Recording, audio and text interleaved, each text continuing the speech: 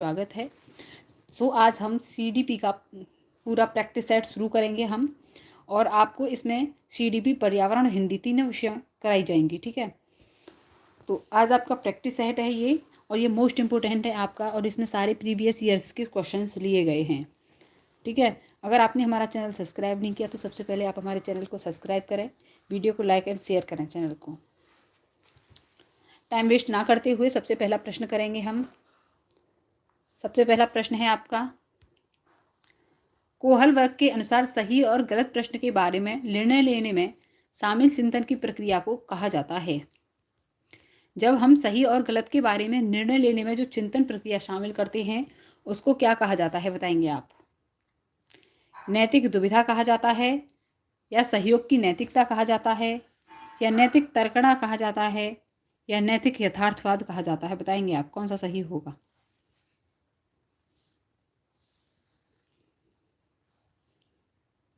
बताएंगे आप कौन सा सही होगा आपका?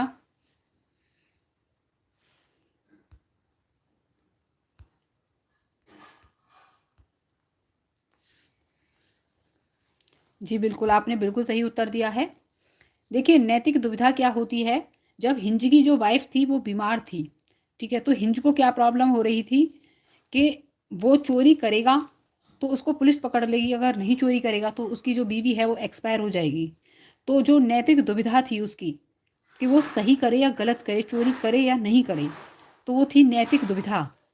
ठीक है, जो नैतिक तर्कणा क्या होती है, नैतिक तर्कणा होती है उसकी, उसने और चोरी और उसमें से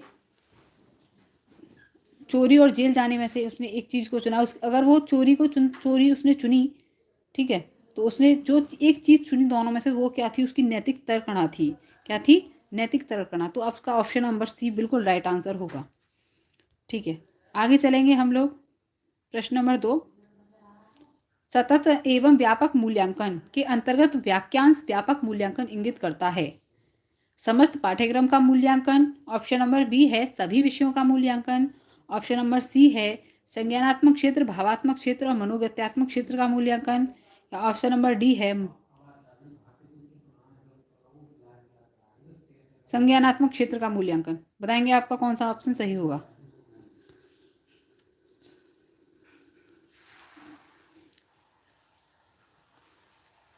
ओके, तो आपका ऑप्शन नंबर बिल्कुल सी सही होगा।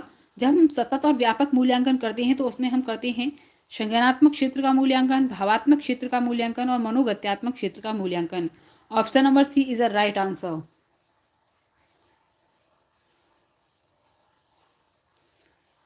आगे चलेंगे, अगला प्रश्न है आपका, विद्यार्थी द्वारा गणित की कक्षा में सीखी गई अवधारणा का उपयोग भूगोल की कक्षा में किया जाता है। यह उदाहरण किसका है? जब एक जगह का ज्ञान हम दूसरी जगह प्रयोग करते हैं तो उसको क्या कहते हैं? सकारात्मक अंतरण कहते हैं, या नकारात्मक अंतरण कहते हैं, या शून्य अंतरण कहते हैं, या इनमें से कोई नहीं? देखिए, सकारात्मक अंतरण क्या होता है? सकारात्मक अंतरण वो होता है जब एक जगह का सीखा हुआ ज्ञान हम दूसरी जगह उपयोग कर लेते हैं। ठीक है, हमने साइकिल चलाना सीखा, साइकिल चलाने के बाद हमने स्कूटी चलाना सीखा। ठीक है, वो क्या हुआ? आपका सकारात्मक अंतरण हुआ। ठीक है, और नकारात्मक अंतरण क्या होता है? जब एक जगह सीखा हुआ ज्ञान आपका दूसरी जगह आपको परेशानी पहुंचाए, वो होता है नकारात्मक अंतरण। और शून्य अंतरण वो होता है जब एक जगह का ज्ञान, आपका सीखा हुआ ज्ञान आपका दूसरी जगह ना हानि पहुंचाए, ना लाभ पहुंचाए, ना प्रॉफिट हो ना लॉस हो, वो होता है शून्य अंतरण। तो ये कह रहा है आपका, जो आपने मैथ्स में जो कक्षा में जो सीखा था वो आपकी भूगोल की कक्षा में यूज हो रहा है। तो बताएंगे आपका कैसा अंतरण हुआ था ये? तो सकारात्मक अंतरण। Option number A is the right answer. चलेंगे हम लोग, किशोरों के संदर्भ में निम्नलिखित में से कौन सा कथन सर्वाधिक? चिंतन का मूर्त क्रियाओं का में प्रदर्शन होना, ऑप्शन नंबर बी है बुद्धि लब्धांक में अकस्मात वृद्धि होना, ऑप्शन नंबर सी है संवेगात्मक प्रोत्थान की घटना बढ़ जाती है, ऑप्शन नंबर डी है पढ़ाई के प्रति लापरवाह रवैया। बताएंगे आपको कौन सा ऑप्शन सही होगा। जी देखिए, चिंतन का मूर्त क्रियाओं का प्रदर्शन कब होता है? जब बच्चा बाल्यावस्था में होता है, मूढ़ चिंतन बच्चा कब स्टार्ट करता है? तो मूढ़ संक्रियात्मक जो अवस्था होती है उसमें बच्चा मूढ़ चिंतन स्टार्ट कर देता है। ठीक है।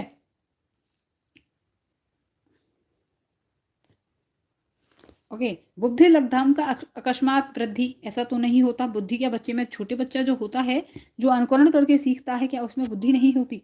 होती है। संवेगात्मक प्रोत्थान की घटना बढ़ जाती है या पढ़ाई के प्रति लापरवाह रवैया? बताएंगे आपका कौन सा सही होगा? तो संवेगात्मक जो प्रोत्थान की जो भावना होती है वो बढ़ जाती है। कैसे बढ़ जाती है? कि जब बच्चा होता है, स्टेनले हॉल जी क्या कहते हैं कि जो किशोर अवस्था होती है, किशोर होता है, वो किशोरावस्था होती है, आंधी तूफान की अवस्था होती है। तो संवेगात्मक प्रोत्थान की जो घटना होती है वो बढ़ जाती है। Option number C is a right answer.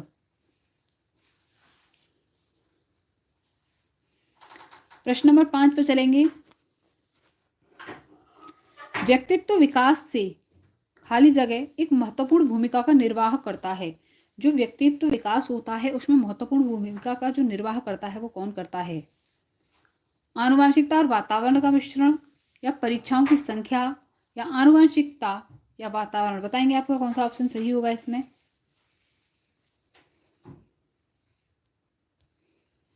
Okay जी, व्यक्तित्व विकास में महत्वपूर्ण भूमिका का जो निर्वाह करता है वो आनुवांशिकता और वातावरण का मिश्रण करता है। Option number A is a right answer. Option number A is a right answer. अगले प्रश्न पर चलेंगे।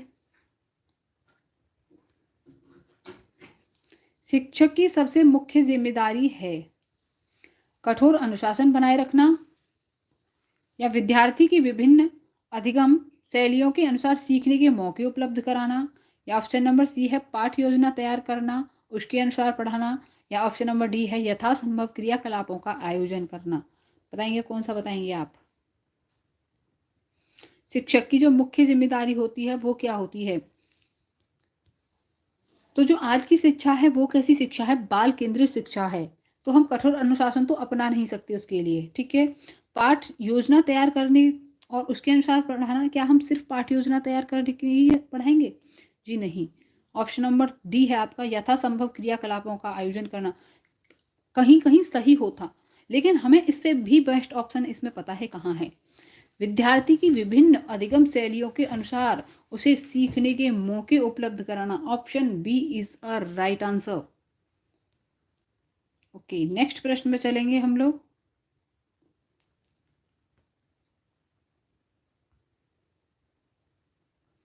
अगला प्रश्न है आपका प्रश्न नंबर 7। विचार न केवल भाषा का निर्धारण करते हैं बल्कि उसे आगे भी बढ़ाते हैं। यह विचार किसका है? बताएंगे आप? वाइगोत्स्की का है, पावलोव का है, जीन पियाजे का है, या कोहलबर्ग का है? बताएंगे किसका है ये? जो विचार न केवल भाषा का निर्धारण करते हैं बल्कि उसे आगे भी बढ़ाते हैं, यह कथन किसका है? बताएंगे आप लोग?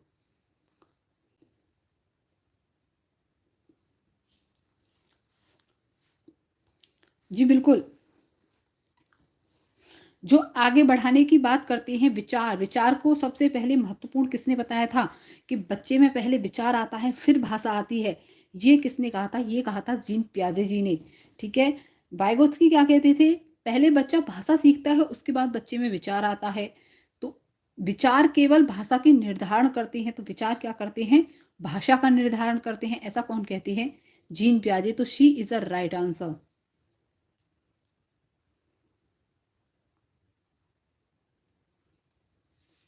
अगला प्रश्न है आपका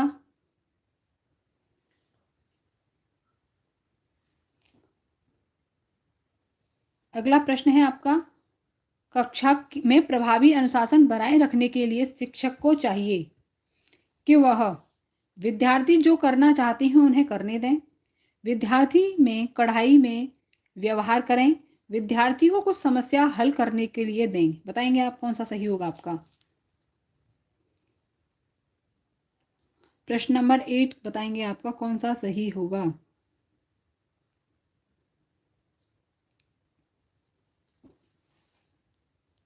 तो विद्यार्थी जो करना चाहते हैं क्या हमें उन्हें नहीं करने देंगे? बिल्कुल नहीं करने देंगे। विद्यार्थी को कढ़ाई का, इसमें कढ़ाई नहीं है, यहाँ पे कठोर होगा इसकी जगह। क्या होगा? कठोर। तो क्या बच्चे के साथ कठोर व्यवहार करेंगे? जी बिल्कुल नहीं करेंगे। ठीक है। जी बिल्कुल। आप प्रश्नों का आंसर बताएंगे? सत्यनारायण मीना। बिल्कुल। या ऑप्शन नंबर सी है, विद्यार्थी की को कुछ समस्या हल करने के लिए देंगे। बताएंगे आप क्या करेंगे? जी नहीं, डी नहीं होगा इसका। डी नहीं होगा इसका। इसका जो होगा, हम बच्चे को जो करना चाहते हैं वो नहीं करने दे सकते, और विद्यार्थी पर हम कठोर व्यवहार भी नहीं कर सकते। विद्यार्थी, इसमें कड़ाई नहीं है, यहाँ पे कठोर होगा इसकी जगह। ये कठोर है इधर। ठीक है। विद्यार्थी को कुछ समस्या हल करने के, ए बी सी नहीं लगाएंगे इसमें, हम बी सी नहीं लगाएंगे। यहाँ पे कठोर है, बी तो लेना ही नहीं है हमें। ठीक है। तो option number C is a right answer. आपका ऑप्शन नंबर सी बिल्कुल सही उत्तर है।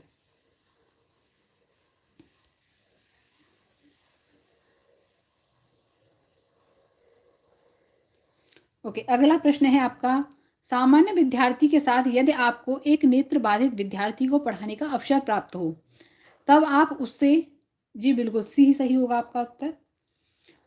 तो आप उससे उससे कक्षा में किस प्रकार का व्यवहार करना चाहेंगे? ऑप्शन नंबर फर्स्ट है, उस पर अतिरिक्त ध्यान नहीं देंगे क्योंकि इससे अधिकांश विद्यार्थी की पढ़ाई में बाधा पहुंचती है। ऑप्शन नंबर बी है, कक्षा में उसके साथ सहानुभूतिपूर्वक व्यवहार करेंगे। या ऑप्शन नंबर सी है आपका, आप सोचेंगे कि अंधापन उसकी नियति थी और कुछ भी नहीं कर सकते। या ऑप्शन नंबर डी है आपका, आगे वाली पंक्ति में उसके बैठने की व्यवस्था करेंगे और उसकी सुविधा की गति के अनुसार उसको पढ़ाएंगे। बताएंगे आपका कौन सा वाला आंसर सही होगा?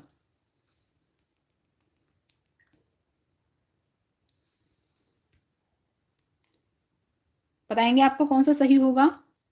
उस पर अतिरिक्त ध्यान नहीं देंगे, या कक्षा में उसके साथ सहानुभूतिपूर्ण व्यवहार करेंगे, या उसकी नियति थी, उसके साथ जो होना था वो हो गया। या ऑप्शन नंबर डी है, उसके आगे वाली पंक्ति में बैठने की व्यवस्था करेंगे और उसकी सुविधा के अनुसार, गति के अनुसार उसे पढ़ाएंगे। बताएंगे आपका कौन सा वाला ऑप्शन सही होगा? बिल्कुल।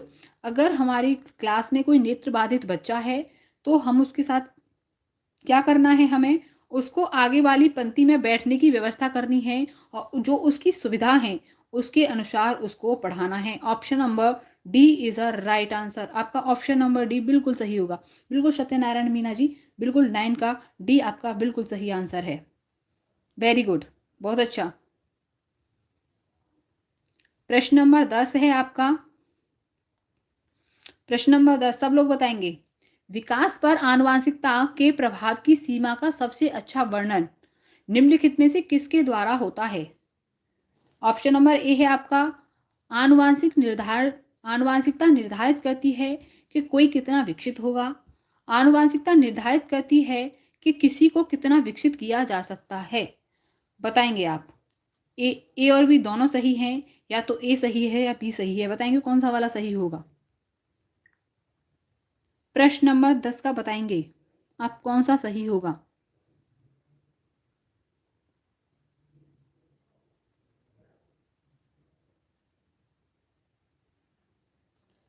बिल्कुल। हम पूर्वानुमान का सिद्धांत पढ़ा है हमने कि आनुवांशिकता निर्धारित करती है कि किसी को कितना विकसित किया जा सकता है। Option number B is a right answer. आनुवांशिकता निर्धारित करती है कि कोई कितना विकसित होगा, ये आनुवांशिकता निर्धारित नहीं कर सकती। इसमें पूर्वानुमान का सिद्धांत लगेगा आपका। आनुवांशिकता निर्धारित करती है कि किसी को कितना विकसित किया जा सकता है। अगर कोई, जी नहीं, मुझे उर्दू नहीं आती। जी नहीं, मैं उर्दू नहीं पढ़ाती। अगर आप संस्कृत या इंग्लिश की बात करें तो हाँ, मैं पढ़ा भी सकती हूँ। जी, मैं संस्कृत इंग्लिश पढ़ा सकती हूँ आपको, मैं उर्दू नहीं पढ़ा सकती। जी। ऑप्शन नंबर सी, 10वीं का option number C is a right answer. आपका बिल्कुल सही उत्तर होगा आपका। अब है हमारा प्रश्न नंबर 11। ये मोस्ट इंपोर्टेंट है, ये समझ लेना कि आपका पेपर हो रहा है और ये पेपर वाले ही सारे क्वेश्चन हैं आपके। ठीक है। जी, 10 का B is a right answer. आपका 10वीं का बी बिल्कुल सही उत्तर था। ओके, 11वां प्रश्न है आपका, सब लोग बताएंगे। यदि आप बच्चों को सिखाना चाहते हो तो आप बच्चों से सीखिए, यह कथन इशारा किस पे करता है? अध्यापक केंद्रित शिक्षा की ओर, या बाल केंद्रित शिक्षा की ओर, या मूल्यांकन केंद्रित शिक्षा की ओर, या परीक्षा केंद्रित शिक्षा की ओर? बताएंगे यह किसकी तरफ इशारा करता है?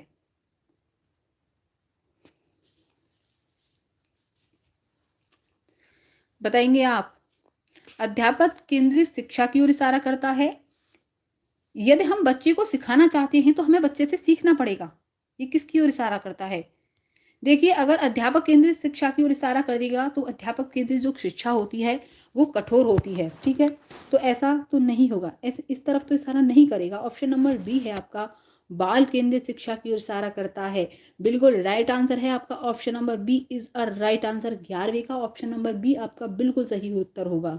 यदि हमें बच्चे को सिखाना है तो हमें बच्चा बनकर ही सोचना पड़ेगा, हमें ये देखना पड़ेगा कि बच्चे को क्या चाहिए, क्या सोचता है बच्चा, ठीक है, बिल्कुल।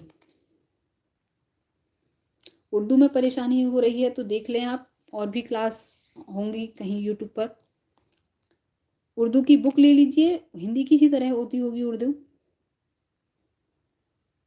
मैंने उर्दू कभी नहीं पढ़ी, अगर पढ़ी होती तो मैं पक्का पढ़ाती आपको, ठीक है। नेक्स्ट प्रश्न है आपका, उच्च प्राथमिक स्तर पर, अगर आप उच्च प्राथमिक स्तर पर हैं, शैक्षिक एवं करियर निर्देशन की आवश्यकता है, या ऑप्शन नंबर, बिल्कुल 11वीं का बिल्कुल राइट आंसर है आपका, सब लोग बताएंगे, ठीक है।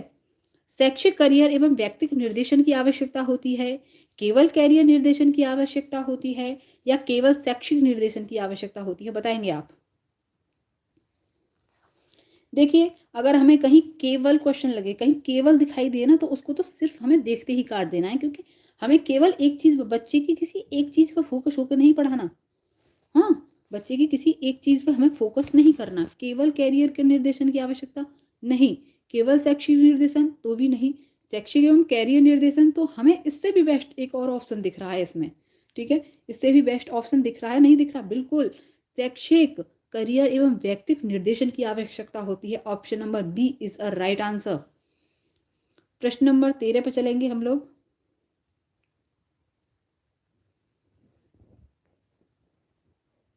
जी बिल्कुल, विकास जी आपका बिल्कुल राइट आंसर है, बी बिल्कुल राइट आंसर है। आप पहले प्रश्न लिखेंगे कि इस वाले प्रश्न का आप उत्तर दे रहे हैं, ठीक है। अब पहला प्रश्न, 13वां प्रश्न है आपका, बच्चों में नैतिक मूल्यों को विकसित करने का सर्वाधिक उचित तरीका क्या होता है? प्रातःकालीन सभा में स्कूलों की नैतिक उपदेश देना, क्या इससे नैतिकता विकसित होगी बच्चे में? विद्यालय के सामने एक परिस्थिति रखना, ठीक है, विद्यार्थियों के जो सामने हम क्या करेंगे, एक परिस्थिति रखेंगे और उस पर निर्णय लेने के लिए कहेंगे, या ऑप्शन नंबर सी है आपका, शिक्षकों एवं बड़ों द्वारा नैतिक मूल्यों का प्रदर्शन करना, या ऑप्शन नंबर डी है आपका, विद्यार्थी को नैतिकता और नैतिकता के बीच अंतर सिखाना। तो बताएंगे आप कौन सा वाला उत्तर लगाएंगे आप इसमें? बताएंगे, बच्चों में हमें नैतिक मूल्यों का विकास करना है तो उसमें प्रातःकालीन उपदेश देंगे, वो क्या है, वो एक वाह वो होता है, ठीक है। आप पहले प्रश्न लिखेंगे, आप इस वाले प्रश्न का उत्तर दे रहे हैं तभी आप प्रश्न का उत्तर देंगे, ठीक है जी।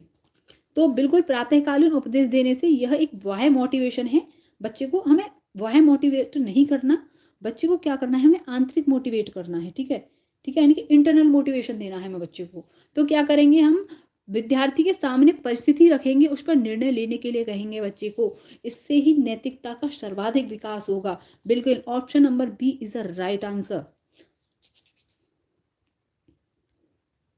14वां प्रश्न देखेंगे।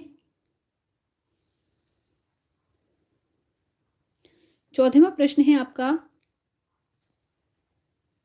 कक्षा 5 में शारीरिक विकलांग बच्चे हैं, खेल के कालांश में उन्हें एक कोने में बैठना चाहिए ताकि वे खेल का आनंद ले सकें।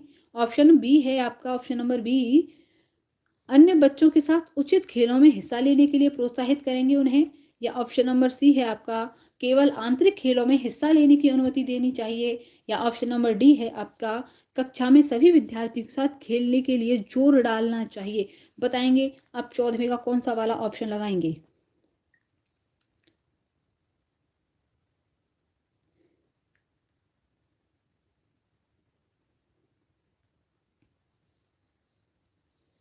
बताएंगे आप कौन सा वाला प्रश्न का उत्तर लगाएंगे आप?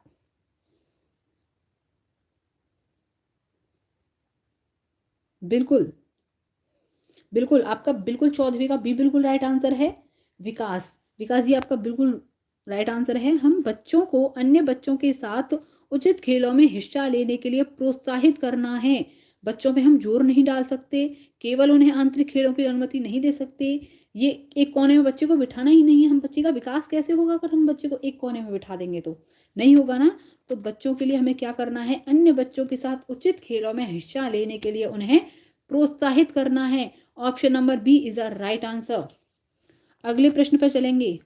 मैं आपसे बार बार कह रही हूं, जीन पियाजे, वाइगोस्की, कोहल वर्ग और देखो आपके जो नॉन चॉम्स्की हैं उनमें से ये 4-5 मनोवैज्ञानिक तो ऐसे हैं कि इनमें से तो प्रश्न आना ही आना है, पक्का आएगा प्रश्न। मैं 101% कह सकती हूँ इनमें से प्रश्न आना ही आना है आपका। 3-4 जो मनोवैज्ञानिक हैं आपके, उनको आप अच्छे से पढ़ के जाएंगे।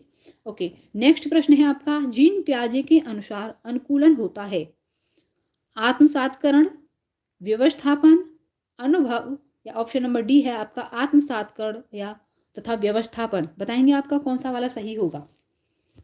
प्रश्न नंबर 15 का आपका कौन सा वाला सही होगा? बताएंगे आप?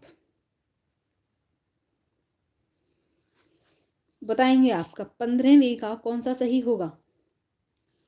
अगर आप चैनल पर नए हैं तो प्लीज चैनल को सब्सक्राइब कर ले। अगर आपकी वीडियो बफरिंग हो रही जी, वीडियो बफरिंग हो रही है तो प्लीज आपकी फोन की थोड़ी क्वालिटी बढ़ा लें। देखो, आत्मसातीकरण का मतलब होता है कि जो हमने सीखा है, आत्मसातीकरण होता है कि बस दूसरी जगह, एक जगह का जो ज्ञान है उसी जगह पर यूज करना। लेकिन व्यवस्थापन का मतलब होता है उसकी व्यवस्था में हमें ढल जाना। तो आपका ऑप्शन नंबर ए से ज्यादा हमें बेस्ट आंसर चुनना है। ये है सी टेट। सी टेट में क्या करते हैं? हमें बेस्ट आंसर चुनना होता है। हमें ए भी सही लग रहा है, अगर हमें डी नहीं होता तो हम ए को लगाते। तो हमें इससे भी बेस्ट आंसर जब मिल जाता है तो हम ऑप्शन नंबर डी को लगाएंगे, क्योंकि बेस्ट आंसर चुनना होता है। ठीक है, यही होती है पेडागोजी जिसमें हमें बेस्ट आंसर चुनना होता है। तो हमें बेस्ट आंसर कौन सा है? हमारा ऑप्शन नंबर डी। जीन पियाजे के अनुसार अनुकूलन होता है आत्मसातीकरण और व्यवस्थापन। व्यवस्थापन में जानते हैं समायोजन, हमें समायोजन भी करना होता है, आत्मसातीकरण भी करना होता है। तो option number D is the right answer. बिल्कुल जी, प्लीज थोड़ी क्वालिटी बढ़ा लें आप अपनी फोन की। अगर आपको ब्लर दिख रहा है तो थोड़ा आपकी क्वालिटी कम हो रही होती फोन की। अगला प्रश्न है, सृजनवाद में बच्चे सीखने की प्रक्रिया रूप से प्रतिभाग करते हैं या ऑप्शन नंबर बी है शिक्षा शिक्षक केंद्रित होती है, शिक्षा बाल केंद्रित होती है या शिक्षा व्यवहारवादी होती है? बताएंगे आप कौन सा सही होगा आपका? सृजनवाद में बच्चे सीखने की प्रक्रिया रूप से प्रतिभाग करते हैं या शिक्षा शिक्षक केंद्रित होती है या शिक्षा बाल केंद्रित होती है?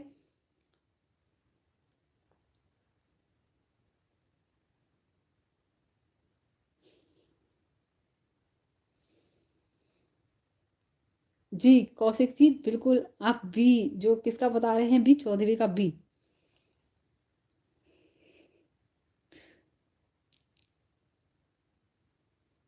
बिल्कुल राइट आंसर है आपका 14वीं का बी। बिल्कुल। 16वीं का सी आपका बिल्कुल सही आंसर है आपका विकास जी। 14वीं का 16वीं का सी ही होगा आपका। जो सृजनात्मकता होती है उसमें जो शिक्षा होती है वो कैसी होती है? बाल केंद्रित। 16वीं का सी आपका बिल्कुल राइट आंसर है। अगले प्रश्न पे चलेंगे हम 17वें पर। आप 30 नंबर भी बताएंगे आपके कि 30 में से आपके 30 बाल विकास के प्रश्न थे, तो आपके 30 में से कितने प्रश्न सही हुए? ठीक है, आपको मुझे लास्ट में बिल्कुल सत्यनारायण मीना आपका बिल्कुल 16वीं का ए बिल्कुल सही है। 16वीं का ए नहीं है, 16वीं का आपका सी सही है। सी सही है आपका 16वीं का। शिक्षा होती है वो बाल केंद्रित होती है। ठीक है, आप 30 वाइज स्कोर भी बताएंगे आपका कि 30 में से आपके कितने नंबर रहे हैं बाल विकास में। उसके बाद हम पर्यावरण करेंगे, उसके बाद हिंदी करेंगे हम। ठीक है, ओके।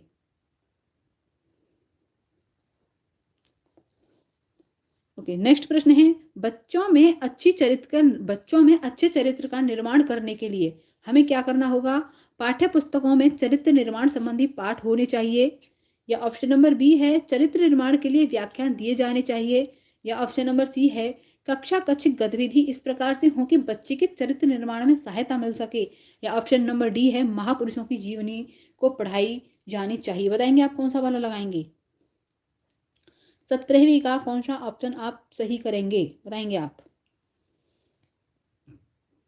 बच्चों में अच्छे चरित्र के निर्माण के लिए क्या करना है? पाठ्य पुस्तक पढ़ानी है हमने, ठीक है, व्याख्यान देना है, बिल्कुल विकास जी आपका सी बिल्कुल राइट आंसर है।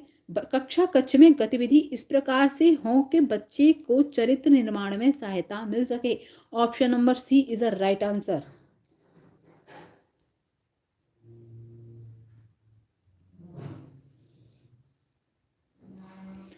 18वां प्रश्न है आपका, निम्नलिखित में से कौन सी परिस्थिति में बच्चे का संवेगात्मक एवं सामाजिक विकास अच्छे से होगा? जब कार्य को महत्वपूर्ण माना जाए तथा उसकी भावनाओं को सम्मान किया जाए, या ऑप्शन नंबर बी है जब बच्चे को अधिक से अधिक पढ़ने को कहा जाए, ऑप्शन नंबर सी है जब बच्चे को कक्ष में अच्छे अंक आए, जब बच्चे के कक्षा में अच्छे अंक आए, या ऑप्शन नंबर डी है जब बच्चे को बौद्धिक स्तर के अनुसार पढ़ाया जाए। बताएंगे आप।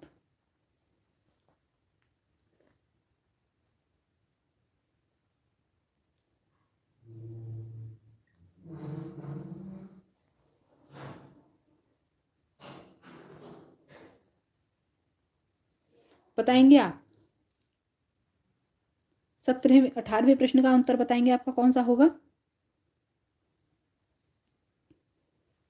जी नहीं, जब बच्चे को महत्वपूर्ण माना जाए और उसकी भावनाओं का सम्मान किया जाए, बिल्कुल option number A is a right answer. जब बच्चे को महत्वपूर्ण केंद्र में रख के पढ़ाएंगे तो बच्चे की परिस्थिति विकास में अच्छा होगा, संवेगात्मक विकास भी अच्छा होगा बच्चे का, सामाजिक विकास भी और मानसिक विकास सभी अच्छे होंगे जब बच्चे को महत्वपूर्ण मानकर पढ़ाया जाएगा है। तो option number A is the right answer. 19वें प्रश्न पर चलेंगे हम लोग। ओके, इधर है 19वां प्रश्न। 19वां प्रश्न है आपका, निम्नलिखित में से कौन सी परिस्थिति सृजनात्मकता को बढ़ाने में सहायता देगी या सहायक होती है? बताएंगे आप। सृजनात्मकता को बढ़ाने में कौन सी परिस्थिति सहायक होती है? तो सीखने हेतु सीमित अवसर हों, या बच्चों को उत्तर याद करने के लिए कहा जाए, या ऑप्शन नंबर सी है किसी समस्या का समाधान बताया दिया जाए, या बच्चों को स्वयं करके सीखने के लिए अधिक से अधिक अवसर दिए जाएं।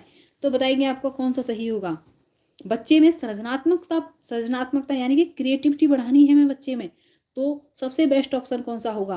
बच्चे को सीमित अवसर देंगे, बिल्कुल बिल्कुल बिल्कुल विकास जी आपका बिल्कुल D is the right answer. बच्चे को हम सीमित अवसर नहीं दे सकते, बच्चों को उत्तर याद करना, रटना, कंठस्थ करना, ये बिल्कुल नेगेटिव पॉइंट होते हैं, ठीक है। बिल्कुल सत्यनारायण मीना आपका बिल्कुल डी राइट आंसर बिल्कुल सही है। किसी समस्या का समाधान बता देंगे तो बच्चा क्या करेगा? बिल्कुल, जब बच्चे को स्वयं करके सीखने के लिए जब अधिक से अधिक अवसर मिलेंगे तो बच्चा अच्छे से सीखेगा। Option number D is a right answer. अगला प्रश्न है आपका, गतिविधि आधारित शिक्षण किस पर बल देता है? सभी विद्यार्थियों को सक्रिय भागीदारी, निश्चित अवधि में गतिविधि पूरा करने में, खेलने में, या अनुशासित कक्षा में। बताएंगे गतिविधि आधारित शिक्षण किस पर बल देता है? बताएंगे। प्रश्न नंबर बी का उत्तर बताएंगे आप लोग। जो गतिविधि आधारित शिक्षण होता है वो सबसे ज्यादा किस पर बल देता है? बताएंगे आप लोग। सभी विद्यार्थियों की सक्रिय भागीदारी पर, या निश्चित अवधि में गतिविधि पूरा करने पर, या खेलने पर, या कक्षा में अनुशासित करने पर। बिल्कुल है आपका विकास जी। प्रश्न नंबर बी का, जब बच्चे क्लास में सक्रिय रूप से सीखेंगे तो वो क्रिएटिव बनेंगे। बच्चे जब क्रिएटिव बनेंगे उनका जो माइंड है वो ज्यादा डेवलप होगा, ठीक है। तो बाल केंद्रित शिक्षा क्या कहती है?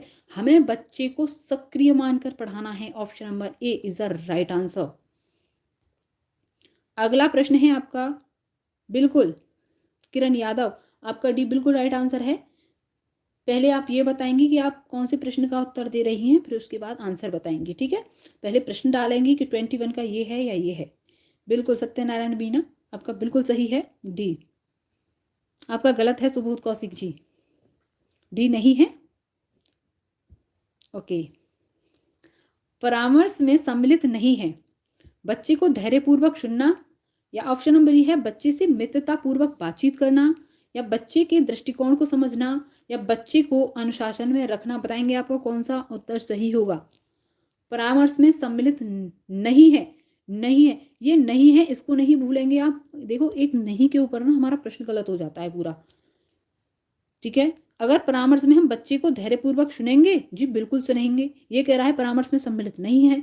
बच्चे से मित्रता पूर्वक व्यवहार बातचीत करनी है, बिल्कुल करनी है साहब, ठीक है। सी है बच्चे के दृष्टिकोण को समझना है, बिल्कुल समझना है, क्योंकि बाल केंद्रित शिक्षा क्या कहती है, बाल केंद्रित शिक्षा क्या कहती है विकास जी। देखिए आप फिर यही तो है, ये मैं कह रही थी ये मत भूलना, सम्मिलित नहीं है, नहीं है, ये कह रहा है सम्मिलित नहीं है। बाल केंद्रित शिक्षा में सम्मिलित क्या नहीं है, क्या हम बच्चे को दृष्टिकोण को समझेंगे नहीं, बिल्कुल समझेंगे। बच्चे के साथ मित्रतापूर्वक व्यवहार बिल्कुल करेंगे, बच्चे की बात धैर्य से बिल्कुल सुनेंगे, बिल्कुल। रुचि सिंह आपका बिल्कुल सही है, option number D is a right answer. कोई सॉल्व, देखिए त्रुटियां क्या होती हैं, त्रुटियां पहला स्तर होता है बच्चे के सीखने का। अगर हम त्रुटि नहीं करेंगे तो सीखेंगे कैसे। तो त्रुटि क्या है, सीखने का पहला पहला पड़ाव है, पहली सीढ़ी होती है सीखने की, त्रुटि जो होती है। तो सॉरी की तो कोई बात है ही नहीं। देखिए सत्यनारायण मीना, विकास जी, सॉरी की कोई बात नहीं है, गलती हुई है, सुधारिए गलती को, ठीक है। आप ये नहीं भूलेंगे कि कहीं नहीं कह रहा है, कहीं हाँ कह रहा है, ठीक है। बच्चे को अनुशासन में रखना, यही आपका गलत होगा, ठीक है। Option number 4 is a right answer. Ruchi Singh आपका बिल्कुल सही था। ओके, प्रश्न नंबर 22 पे चलेंगे हम। राज्य स्तर पर कक्षा फर्स्ट से लेकर 8 तक, ठीक है जी, बिल्कुल सुबोध कौशिक आपका भी बिल्कुल सही है। आप पहले प्रश्न डालेंगे, कौन से वाले प्रश्न का आप उत्तर बता रहे हैं, उसके बाद आप प्रश्न बताएंगे, ठीक है। कक्षा फर्स्ट से 8वीं तक पाठ्यचर्या का निर्माण करती है, क्या करती है, कक्षा फर्स्ट से लेकर 8वीं तक पाठ्यचर्या का निर्माण कौन करती है, SCRT करती है, या NCRT करती है, NCTE करती है, या NCERT करती है, या सीमेट करती है। कक्षा फर्स्ट से लेकर 8वीं तक पाठ्यचर्या का निर्माण कौन करती है, बताएंगे आप। सब लोग बताएंगे कक्षा फर्स्ट से लेकर 8वीं तक पाठ्यचर्या का निर्माण कौन करती है। प्रश्न नंबर 22 का उत्तर बताएंगे सब लोग।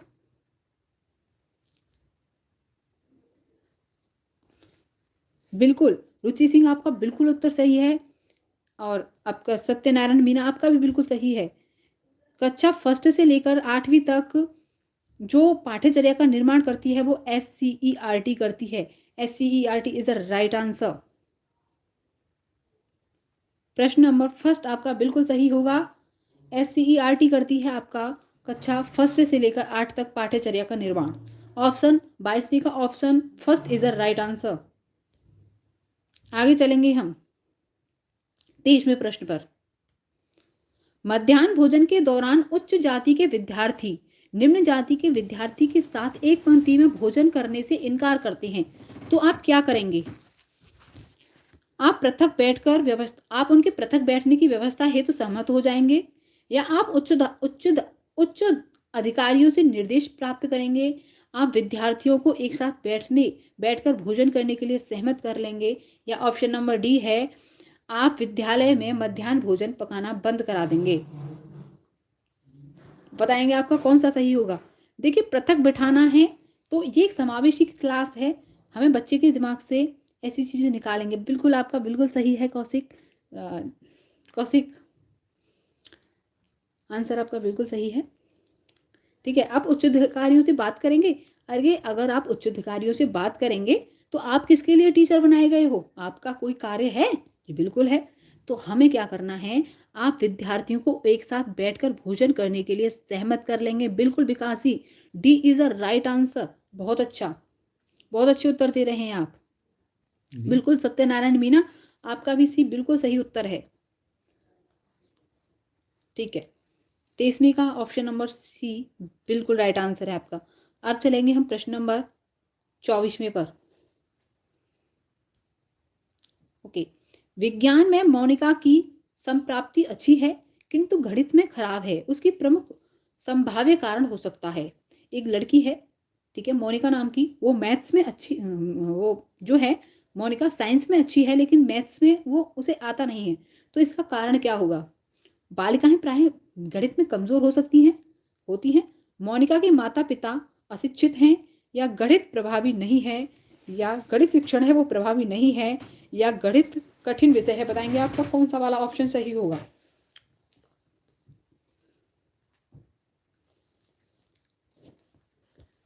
देखिए, क्या बालिकाएं प्राय गणित में कमजोर होती हैं, ये होता है लैंगिक रूढ़िता, तो ये तो गलत होगा ही होगा। ठीक है, मोनिका के माता पिता अशिक्षित हैं, मोनिका के माता पिता अशिक्षित हैं, तो ऐसा भी कुछ नहीं है। आपने उसमें आनुवंशिक सिद्धांत पढ़ा है, ठीक है, तो उसमें क्या है, मंदबुद्धि माता पिता के तेज बुद्धि वाले बच्चे हो जाते हैं, कुछ तेज बुद्धि वाले माता पिता के मंदबुद्धि बच्चे हो जाते हैं। ठीक है, यह है गणित शिक्षण प्रभावी नहीं है। बिल्कुल, अगर बच्चा अच्छे से नहीं पढ़ रहा है तो क्या है, अगर बच्चा पास नहीं हो पाता तो क्या होता है, व्यवस्था फेल होती है, तो शिक्षण, गणित शिक्षण प्रभावी नहीं है। Option number C is a right answer. Option number C is a right answer.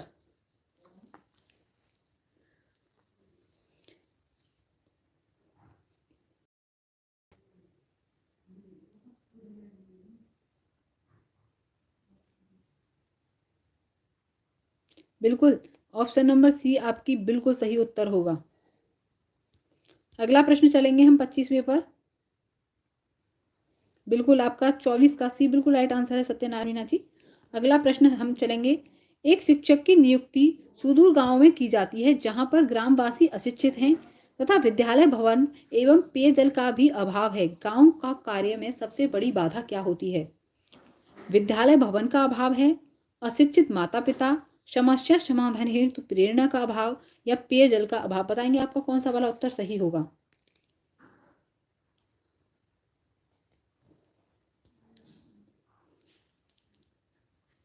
बताएंगे 25वीं का आपका कौन सा प्रश्न सही होगा? बिल्कुल विकास जी, आप बिल्कुल राइट आंसर दे रहे हैं।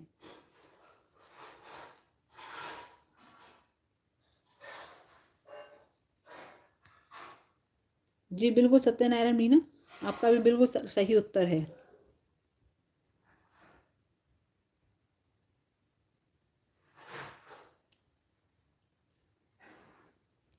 समस्या समाधान हेतु प्रेरणा का अभाव, option number C is a right answer.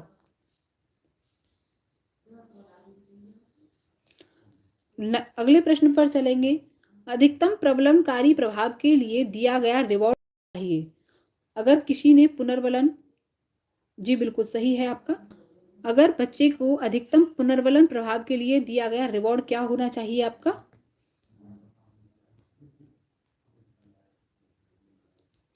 उत्तर प्राप्त होने के तुरंत बाद। अगर हमें किसी बच्चे को पुनर्वलन देना है तो हम कब देंगे? उत्तर प्राप्त होने के तुरंत बाद, या उत्तर प्राप्त होने के ठीक पहले, या उत्तर प्राप्त होने के साथ साथ उसी क्षण, या उत्तर देने के पर्याप्त विलंब के पश्चात। बताएंगे आप, अगर हमें किसी बच्चे को पुनर्वलन देना है तो कब देंगे हम? प्रश्न नंबर 26 चल रहा है आपका ये। अगर हमें बच्चे को किसी को पुनर्वलन देना है तो कब देंगे हम लोग? बताएंगे आप।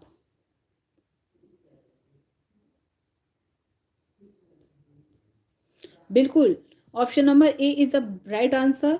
अगर हमें बच्चे को पुनर्वलन देना है तो हमें प्रश्न के साथ साथ ही उत्तर देंगे। विलंब के पश्चात उत्तर देंगे तो कैसा कैसा पुनर्वलन भाई? वो तो गलत हो जाएगा। ठीक है, उत्तर देने के साथ साथ उसी क्षण नहीं, उत्तर प्राप्त होता है, बच्चा आपको सही उत्तर देना है, उसे आपको पुनर्वलन देना है, शाबाश बेटा ऐसे करके देना होता है। तो उत्तर देने के, उत्तर प्राप्त होने के तुरंत बाद हम उसे, ठीक है, पुनर्वलन देंगे। Option number A is the right answer. Very good Vikas. Vikas ji आप बहुत अच्छा उत्तर दे रहे हैं। जी बिल्कुल सत्यनारायण मीना, आपका भी बिल्कुल सही उत्तर है। ओके, नेक्स्ट प्रश्न है आपका 27 का। नया प्रगतिशील शिक्षा शास्त्र प्रदर्शित करता है अधिगम का में निर्धारण, अधिगम का निर्धारण, अधिगम के लिए निर्धारण, अधिगम के साथ साथ निर्धारण। अब बताएंगे कौन सा वाला आंसर सही होगा आपका। नया प्रगतिशील शिक्षा शास्त्र क्या प्रदर्शित करता है, बताएंगे। 27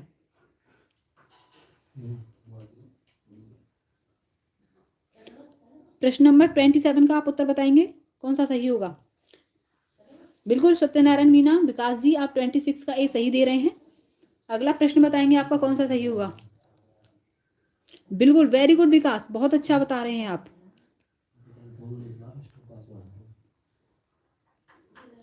बिल्कुल विकास, आप बिल्कुल सही बता रहे हैं। अधिगम के साथ साथ निर्धारण, बिल्कुल शिक्षा शास्त्र बेस्ट शिक्षा शास्त्र का प्रदर्शन करता है। 27वीं का, अरे नहीं नहीं नहीं नहीं नहीं विकास जी, आपका ये वाला गलत है। मैं नहीं देख पाई थी ये वाला। ठीक है, नया प्रगतिशील शिक्षा शास्त्र का क्या प्रदर्शन होता है, अधिगम के लिए निर्धारण, जो हमें शिक्षा पढ़ाई के लिए कुछ निर्धारण करना होता है। तो आपका ऑप्शन नंबर सी बिल्कुल सही हो जाएगा।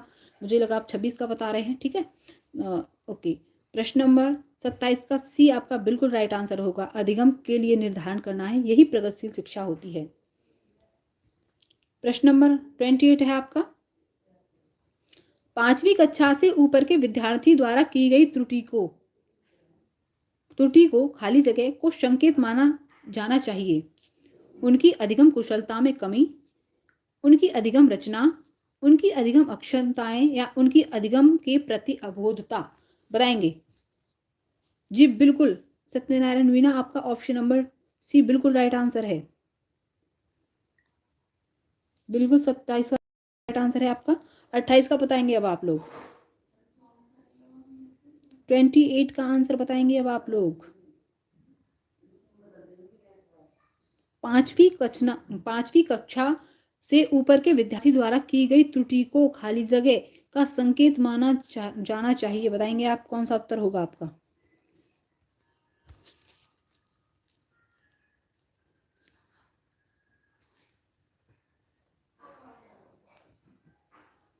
बताएंगे 28 का कौन सा उत्तर सही होगा आपका।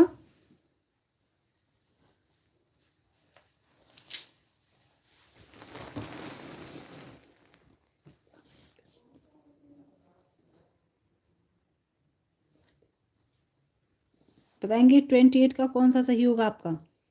28 का ये बता रहे हैं विकास जी आप। अधिगम कुशलता में कमी, देखिए त्रुटि क्या होती है, अधिगम का एक हिस्सा होती है। ठीक है, तो हम बच्चे को ये नहीं कह देंगे कि अगर आपने भी कोई क्वेश्चन गलत बता दिया तो मैं ये कह दूंगी कि आपको तो सीडीपी आती ही नहीं है। नहीं, त्रुटि तो जो शिक्षा होती है उसका हिस्सा होती है। तो कुशलता में तो कमी नहीं कह सकते हम उसको, है कर्फन नहीं है। हाँ जी हाँ जी, ठीक है, कुशलता में कमी नहीं कह सकती उसको। ठीक है, उनका अधिगम रचना, त्रुटियां तो स्टडी का एक हिस्सा होती हैं। हमें त्रुटियों को स्टडी का एक हिस्सा लेकर रहना है। ठीक है, का राइट आंसर। प्रश्न नंबर 28 से आगे है, अब लेंगे 29 प्रश्न। ठीक है, विज्ञान एवं कला प्रदर्शनियां, संगीत एवं नृत्य प्रस्तुतियां तथा विद्यालय पत्रिका निकालना खाली जगह के लिए है। विभिन्न व्यवसायों के लिए विद्यार्थियों को प्रशिक्षित करने, या विद्यालयों का नाम रोशन करने, या अभिभावकों को संतुष्ट करने। ऑप्शन नंबर डी है आपका, विद्यार्थियों को सृजनात्मक मार्ग उपलब्ध कराने। बताएंगे आपको कौन सा सही होगा। विज्ञान एवं कला प्रदर्शनियां, संगीत एवं नृत्य प्रस्तुतियां तथा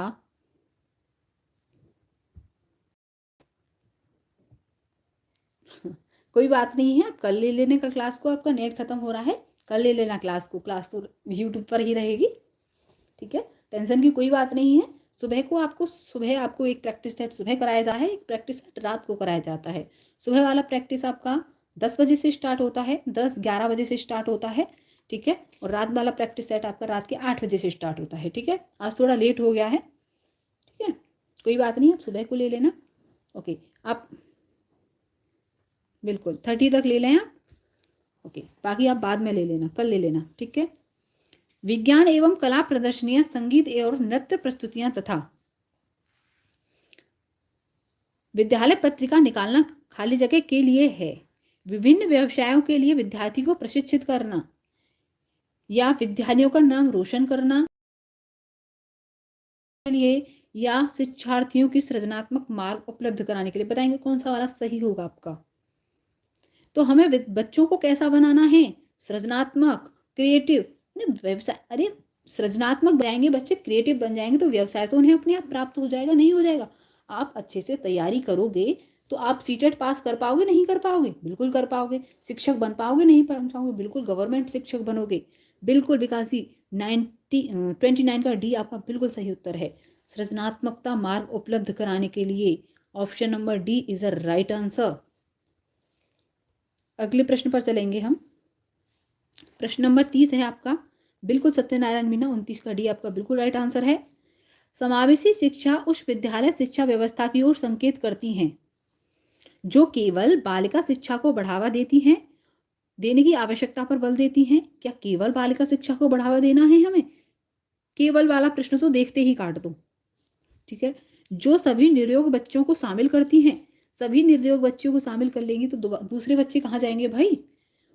जो उनकी शारीरिक, बौद्धिक, सामाजिक और भाषा या अन्य योग्यता स्थितियों को ध्यान में रखे बगैर सभी बच्चों को शामिल करती हैं। या ऑप्शन नंबर डी है आपका, जो विशेष आवश्यकता वाले बच्चों को विशिष्ट विद्यालयों के माध्यम से शिक्षा देने के लिए प्रोत्साहित करती हैं। बताएंगे आप कौन सा वाला सही होगा आपका? 30 का कौन सा वाला सही होगा, बताएंगे आप?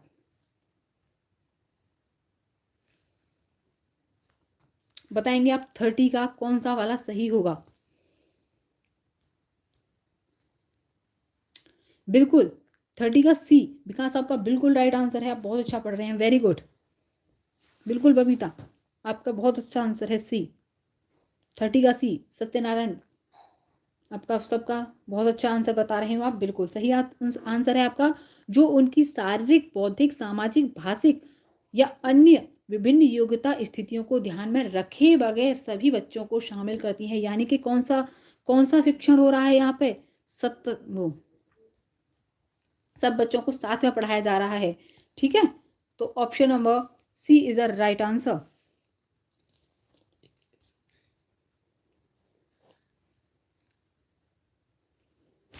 ओके, अब चलेंगे हम पर्यावरण अध्ययन पढ़ेंगे, ठीक है। पर्यावरण,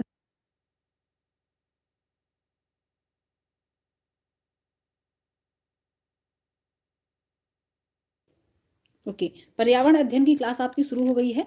तो पर्यावरण, आप बताएंगे मुझे, आप बाल विकास में आपके 30 में से कितने नंबर थे? आप पहले बताएंगे, तभी मैं पर्यावरण की क्लास शुरू करेंगी। सब लोग बताएंगे आपकी।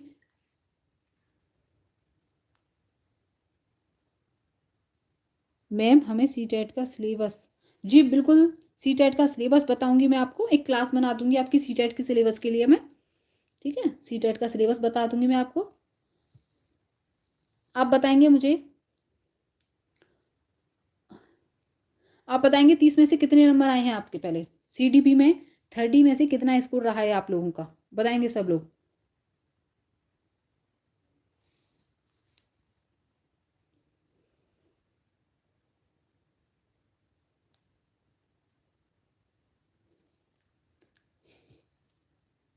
बताएंगे 30 में से कितने नंबर आए हैं आप सब लोगों के? मैं पर्यावरण अध्ययन की क्लास शुरू करती हूँ। उर्दू, देखिए मैंने आपको कहा, आप मुझे संस्कृत पढ़ाने को कहें तो मैं आपकी हेल्प कर सकती हूँ, मैं आपको इंग्लिश भी करा सकती हूँ, लेकिन उर्दू में थोड़ा गड़बड़ है, उर्दू तो नहीं आती मुझे, ठीक है। आप मुझे 30 में से अपने नंबर बताएंगे कितने आएंगे, सीडीपी में नंबर कितने आए हैं आपके? ओके, 28, बिल्कुल सत्यनारायण मीना, आपके बहुत अच्छे नंबर आए हैं। अगर आपके 28 नंबर आए हैं 30 में से तो बहुत अच्छे नंबर आए हैं आपके, ठीक है। सबसे पहले 60 नंबर लेंगे हम। लड़के लड़कियों की अपेक्षा अधिक बुद्धिमान होते हैं, यह कथन है, यह कैसा कथन है? सही है, सही हो सकता है, बुद्धि के भिन्न पक्षों के लिए सही है, या लैंगिक पूर्वाग्रह को प्रदर्शित करता है? बताएंगे आपका कौन सा सही होगा? बताएंगे 61 का कौन सा ऑप्शन आपका सही होगा? बिल्कुल बिल्कुल राहुल भाई, आपने 61 का डी बिल्कुल सही बताया है। राहुल भाई आपने 61 का डी बिल्कुल सही बताया है। ये लड़के लड़कियों की अपेक्षा अधिक बुद्धिमान होते हैं।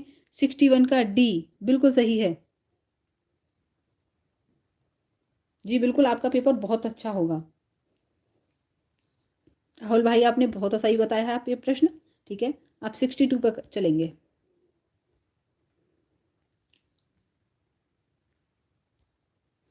बिहार राज्य में कक्षा 5 तक पर्यावरण अध्ययन कैसा विषय है?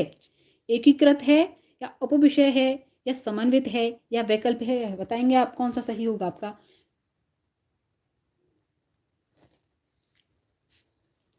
बताएंगे आपका कौन सा सही होगा? बिहार राज्य में जो पर्यावरण अध्ययन विषय होता है कैसा विषय होता है? जी नहीं, आपका समन्वित विषय होता है। बिहार राज्य में जो 5वीं तक पर्यावरण अध्ययन का विषय होता है वो समन्वित विषय होता है। Option number C is a right answer. आपका 62 में सी होगा।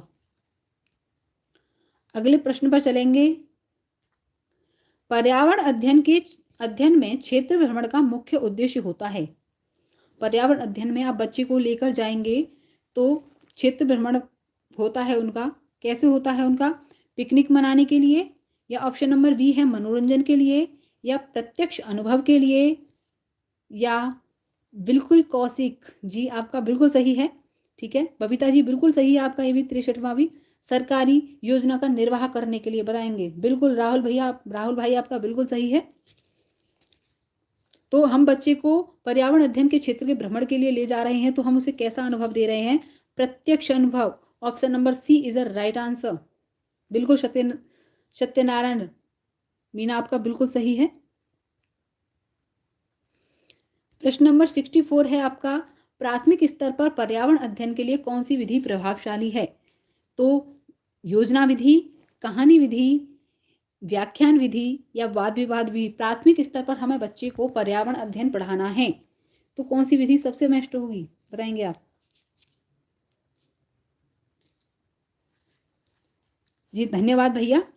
आप प्लीज़ हमारे चैनल पर नए हो तो प्लीज़ चैनल को सब्सक्राइब करें, वीडियो को सपोर्ट करें थोड़ा। ओके, बताएंगे 64 का आंसर बताएंगे आप।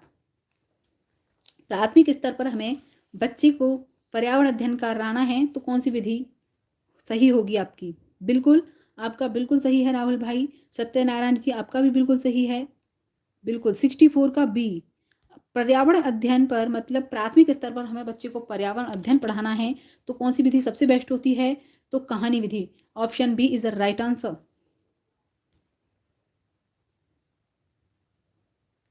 धन्यवाद भैया सत्यनारायण भाई, आपका बहुत बहुत धन्यवाद।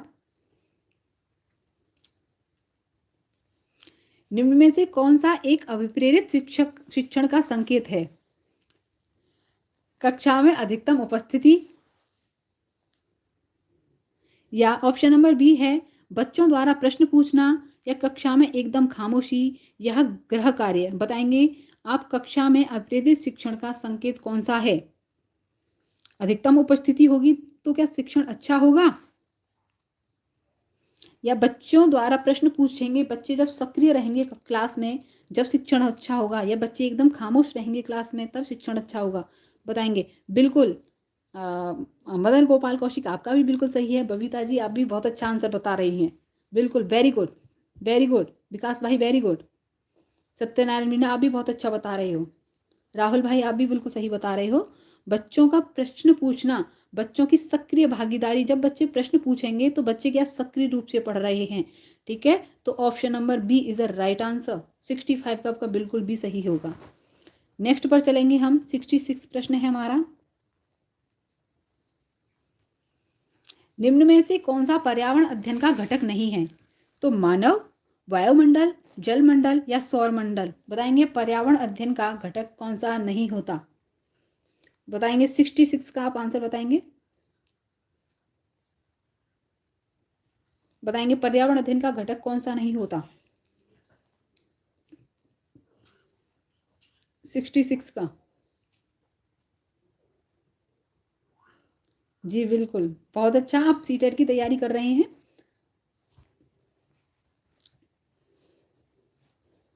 पर्यावरण अध्ययन का घटक कौन सा नहीं है?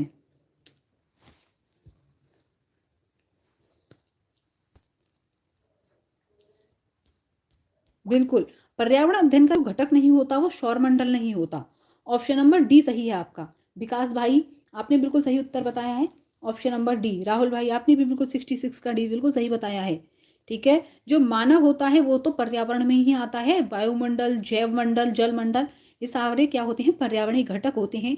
लेकिन सौरमंडल है वो पर्यावरणीय घटक नहीं होता। Option number D is the right answer. 67 है, सीखने की प्रक्रिया में अभिप्रेरणा। बच्चों में सीखने के प्रति रुचि का विकास करती है। ऑप्शन नंबर बी है बच्चों की स्मरण शक्ति को ऑप्शन नंबर सी है बच्चों को एक दिशा में सोचने की योग्यता विकसित करती है। या ऑप्शन नंबर डी है पिछले सीखे हुए को नए अधिगम से अलग करती है। बताएंगे सीखने की प्रक्रिया में अभिप्रेरणा क्या कार्य करती है।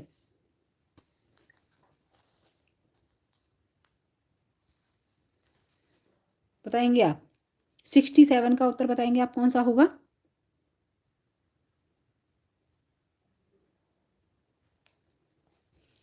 जब बच्चे मोटिवेट होंगे तो वो क्या करेंगे, सीखने के प्रति अप्रेरित होंगे तो वह सीखने के प्रति रुचि का विकास करती है। 67 का ए राइट आंसर। 67 का ए, सीखने में जब अप्रेरित होंगे बच्चे, बिल्कुल बिल्कुल बबीता जी, राहुल भाई आपका बिल्कुल सही है, विकास जी आपका बिल्कुल सही है। ऑप्शन नंबर ए बिल्कुल सही होगा 67 का। बच्चों के सीखने के प्रति रुचि का विकास करती है जो अभिप्रेरणा होती है। ठीक है, 68 में पर चलेंगे हम। पर्यावरण अध्ययन के लिए आप बच्चों को कौन से चैनल देखने के लिए सुझाव देंगे।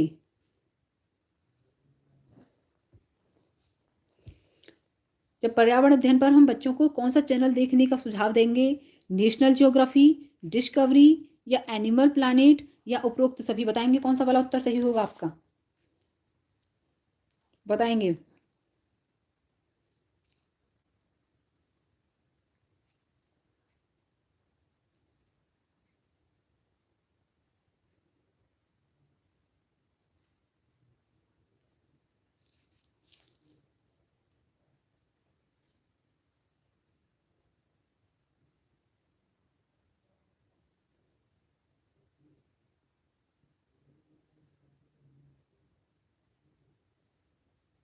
68 का बताएंगे पर्यावरण अध्ययन के लिए आप छात्रों को कौन सा चैनल देखने के लिए सुझाव देंगे।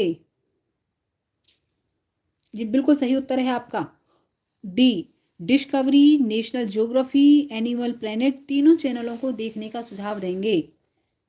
ऑप्शन नंबर डी बिल्कुल सही बता रहे थे आप विकास जी, पता नहीं क्यों कह रहे हैं। डी बिल्कुल सही है आपका, ऑप्शन नंबर डी।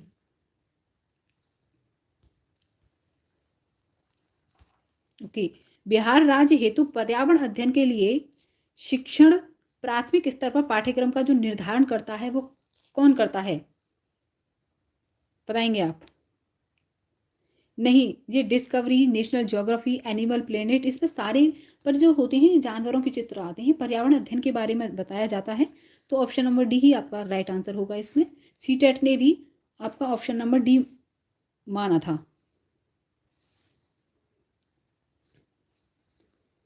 जी बिल्कुल, बताएंगे बिहार राज्य हेतु पर्यावरण अध्ययन के लिए शिक्षण के लिए प्राथमिक स्तर पर पाठ्यक्रम का निर्धारण कौन करता है। एनसीईआरटी करता है, एनसीटीसी करता है, एनसीटीई करता है, एससीईआरटी करता है या एमएचआरडी करता है। बताएंगे 69 का कौन सा उत्तर सही होगा आपका।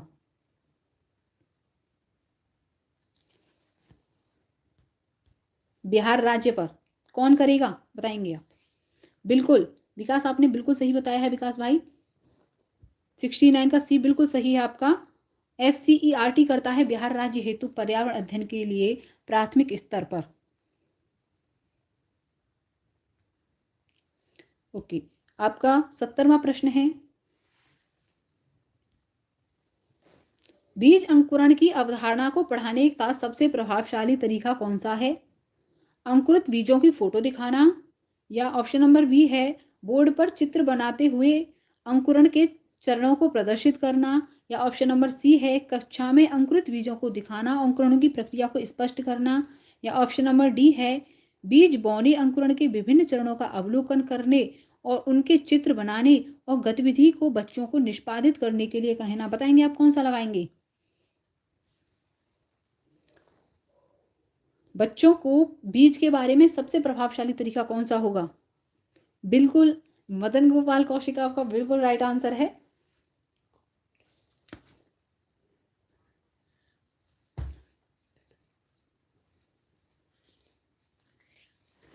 बीज बोने, अंकुरण के विभिन्न चरणों का अवलोकन करने और उनका चित्र बनाने की गतिविधि से बच्चों को निष्पादित करना। बिल्कुल, अवलोकन करके जब बच्चों को पढ़ाया जाएगा तो बहुत अच्छा पढ़ाया जाएगा। विकास आपने बिल्कुल सही उत्तर बताया है। विकास भाई आपने बिल्कुल सही उत्तर बताया है। 70वीं का डी आपका बिल्कुल राइट आंसर होगा। अब चलेंगे हम 71 पर। किस राष्ट्रीय उद्यान को पूर्व में हेली राष्ट्रीय उद्यान कहा जाता है? बताएंगे आप। जीव कार्बेट राष्ट्रीय उद्यान को, राजाजी राष्ट्रीय उद्यान को, या दुधवा राष्ट्रीय उद्यान को, या उपरोक्त में से कोई नहीं? बताएंगे किस राष्ट्रीय उद्यान को, किस राष्ट्रीय उद्यान को पहले हेली राष्ट्रीय उद्यान कहा जाता था?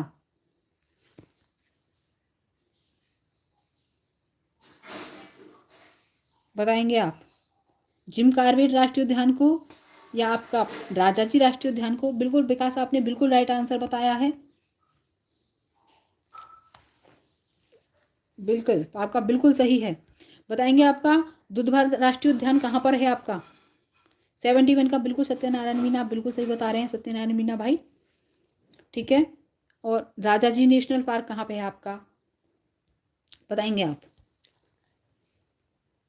किस राष्ट्रीय उद्यान को पूर्व में हेली राष्ट्रीय उद्यान कहा जाता था? तो जीव कार्बेट राष्ट्रीय उद्यान को। Option number A is the right answer. 71 का ऑप्शन नंबर ए बिल्कुल सही उत्तर होगा आपका। अगले प्रश्न पर चलेंगे हम। क्वाशरकोर नामक रोग खाली जगह की कमी से होता है। जो क्वाशरकाय रोग होता है वो किसकी कमी से होता है?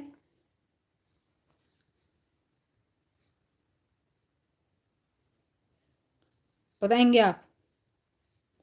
कार्बोहाइड्रेट की कमी से, या प्रोटीन की कमी से, या विटामिन की कमी से, या आयोडीन की कमी से? बताएंगे आपका कौन सा वाला सही है।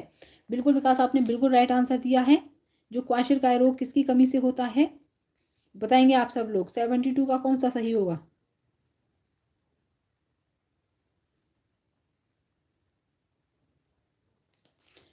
बिल्कुल, जो क्वाशरकाय रोग होता है वो होता है प्रोटीन की कमी से। Option number 2 is the right answer. बिल्कुल कौशिक आपका बिल्कुल सही है।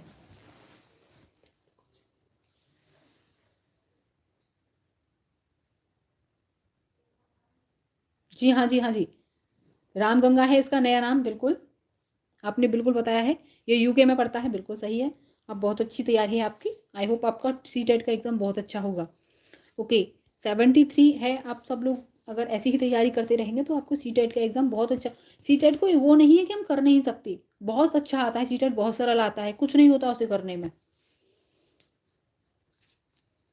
73 का है, रिएक्टर पैमाने से खाली जगह की तीव्रता नापी जाती है।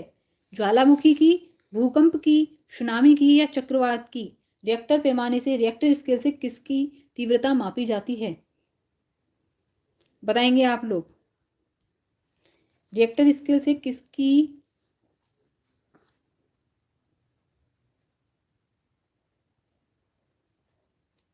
आप बीएससी के स्टूडेंट हैं। रिएक्टर स्केल से किसकी तीव्रता नापी जाती है? बताएंगे आप लोग। बिल्कुल बिल्कुल राइट आंसर बता रहे हैं आप। जी बिल्कुल, बी सही है आपका। बिल्कुल, जो रिएक्टर स्केल से किसकी तीव्रता मापी जाती है? तो भूकंप की। ऑप्शन और B is the right answer. अगले प्रश्न पर चलेंगे हम। जी बिल्कुल कौशिक जी आपका भी एकदम सही है। B right answer. अगला प्रश्न है आपका, वन्य प्राणी सप्ताह प्रतिवर्ष कब मनाया जाता है? नवंबर के प्रथम सप्ताह में, अगस्त के प्रथम सप्ताह में, अक्टूबर के प्रथम सप्ताह में, या जुलाई के प्रथम सप्ताह में? बताएंगे आप। वन्य प्राणी सप्ताह कब मनाया जाता है? वन्य प्राणी सप्ताह कब मनाया जाता है? बताएंगे आप लोग।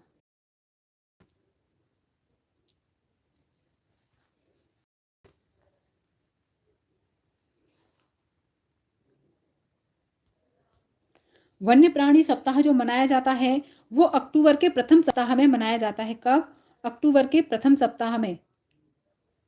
74 का ए नहीं, नवंबर के प्रथम सप्ताह में नहीं मनाया जाता। ये मनाया जाता है आपका अक्टूबर के प्रथम सप्ताह में।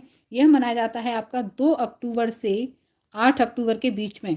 बिल्कुल, ऑप्शन नंबर सी आपका बिल्कुल राइट आंसर होगा आपका। ठीक है, अगले प्रश्न पर चलेंगे हम लोग। प्रकाश क्रिया में हरे पौधे द्वारा बाहर निकलने वाली गैस कौन सी होती है? कार्बन डाइऑक्साइड, नाइट्रोजन, ऑक्सीजन या उपरोक्त में से कोई नहीं, बताएंगे आप। प्रकाश संश्लेषण में जो हरे पौधे गैस निकालते हैं वो कौन सी गैस निकालते हैं, बताएंगे आप लोग। जी बिल्कुल, बिल्कुल बिल्कुल सही उत्तर है आपका विकास जी। जो प्रकाश संश्लेषण होता है उसमें जो गैस निकालते हैं पौधे निकालते हैं oxygen is the right answer. जो पौधे लेते हैं वो होती है कार्बन डाइऑक्साइड CO2 और जो निकालते हैं O2। Option number A is the right answer. अगले प्रश्न पर चलेंगे। चावल को पॉलिश करने पर कौन सा विटामिन नष्ट हो जाता है? एस्कॉर्बिक अम्ल, कैल्सीफेरॉल, थायरॉक्सिन या थायमिन, बताएंगे आप। चावल पर जब पॉलिश की जाती है तो कौन सा विटामिन नष्ट हो जाता है, बताएंगे आप लोग।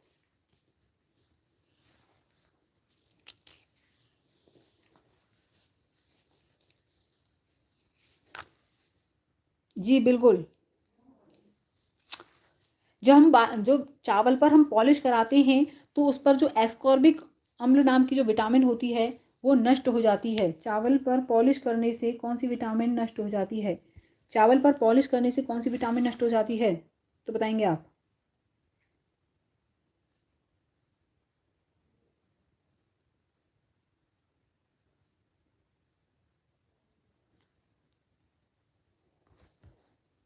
बिल्कुल बिल्कुल, आपका एक राइट आंसर है। अगले प्रश्न पर चलेंगे हम। लौंग एवं केसर पौधे के किस भाग से प्राप्त होती हैं, बताएंगे। जड़ से, तने से, फूल से या फल से? जो लौंग होती हैं पौधे के किस भाग से प्राप्त होती हैं, बताएंगे आप इसका आंसर।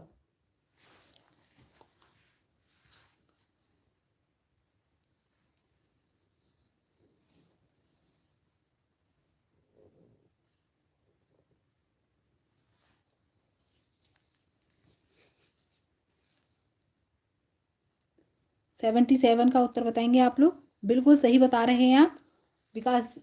विकास भाई आपका बिल्कुल राइट आंसर है। लौंग लौंग और केसर होती हैं वो फूल से प्राप्त होती हैं। Option number C is the right answer.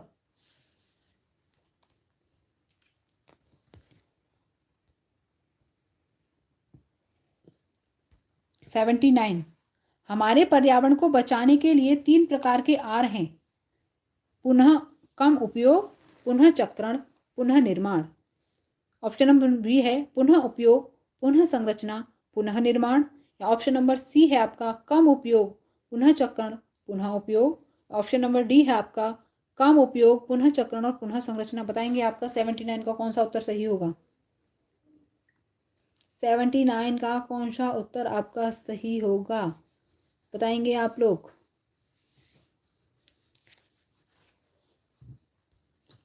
बिल्कुल, ऑप्शन नंबर सी बिल्कुल राइट आंसर है आपका 79 का।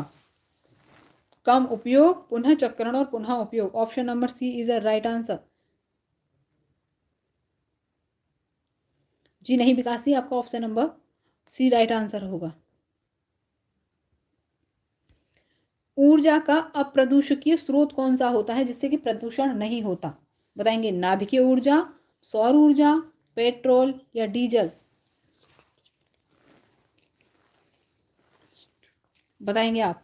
ऊर्जा का अप्रदूषकीय स्रोत कौन सा होता है जिससे प्रदूषण नहीं होता, बताएंगे आप कौन सा होता है।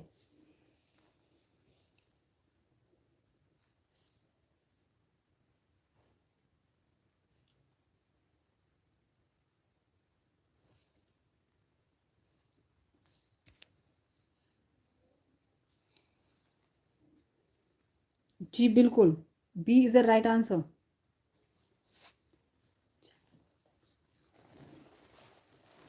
बताएंगे आप? Option number B is a right answer.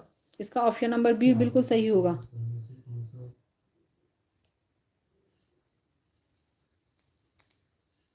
Eighty one में चलेंगे हम। निम्नलिखित में से कौन से प्राथमिक स्तर पर पर्यावरण अध्ययन में आकलन के लिए उपकरण और तकनीकी हैं? परियोजना कार्य, क्षेत्र भ्रमण, जर्नल सिखाना या विचार मानचित्र। बताएंगे आप? पर्यावरण अध्ययन में आकलन के उपकरण के तकनीकें हैं।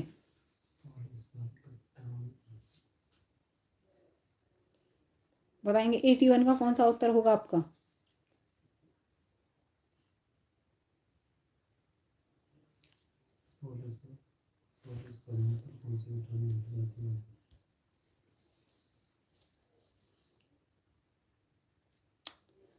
पर्यावरण अध्ययन के आकलन के लिए सबसे बेस्ट तकनीकी कौन सी होंगी? बिल्कुल, पर्यावरण अध्ययन का आकलन करना है ना तो क्षेत्र भ्रमण, B is a right answer.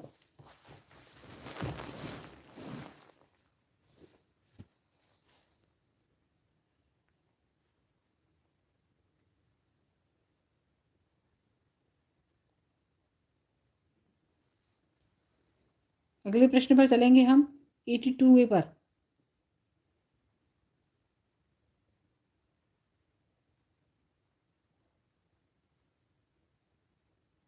अच्छा, 1 मिनट और देख लेते हैं इस वाले प्रश्न को।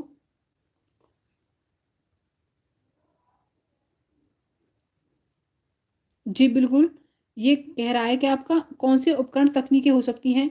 तो परियोजना कार्य भी बेस्ट है आपका, क्षेत्र भ्रमण भी बेस्ट है और विचार मानचित्र भी बेस्ट है आपका। ए बी डी लगा देंगे हम लोग 81 का। बिल्कुल, ऑप्शन नंबर बी आप बिल्कुल राइट आंसर होगा, ए बी डी। कोई बात नहीं है, मुझे खुद नहीं पता था इसका। ओके, नेक्स्ट प्रश्न पे चलेंगे हम लोग।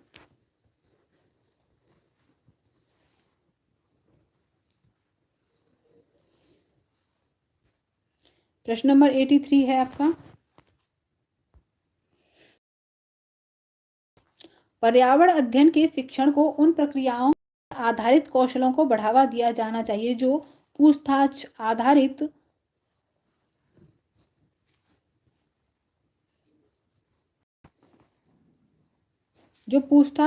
प्रत्यक्ष अनुभवों को केंद्र बिंदु हैं। निम्नलिखित में से कौन सा ऐसा कौशल नहीं है? बताएंगे आप? पूर्वानुमान, निर्धारण, निष्कर्ष निकालना या अवलोकन। बताएंगे आपका कौन सा ऑप्शन सही होगा आपका?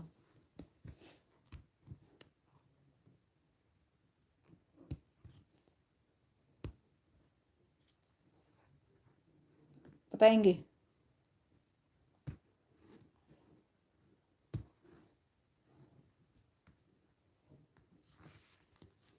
एटी थ्री का कौन सा होगा आप बताएंगे? बिल्कुल, option number B is the right answer. Option number B हमारा बिल्कुल सही उत्तर होगा। आगे चलेंगे हम। राकेटों का उपयोग करती है। ऐसा उपयोग से निम्नलिखित में से कौन सी संकल्पना पर प्रभावपूर्ण ढंग से चर्चा की जा सकती है? ठीक है, राधा है कुछ टिकटें खरीद रखती है और वह इन टिकटों को खरीद कर किस पर प्रभावपूर्ण ढंग से चर्चा कर सकती है? अलग अलग साधनों की यात्रा करने पर यात्रा की लागत भिन्न होती है। ऑप्शन बी है यात्रा की लागत उस वाहन द्वारा प्रयुक्त ईंधन पर निर्भर करती है। ऑप्शन नंबर सी है सार्वजनिक परिवहन से एक स्थान से दूसरे स्थान तक जाने के लिए हमें टिकट चाहिए। या ऑप्शन नंबर डी है आरक्षण प्रक्रिया की समझ। बताएंगे कौन सा प्रश्न आपका सही होगा? 74 का कौन सा सही होगा आपका?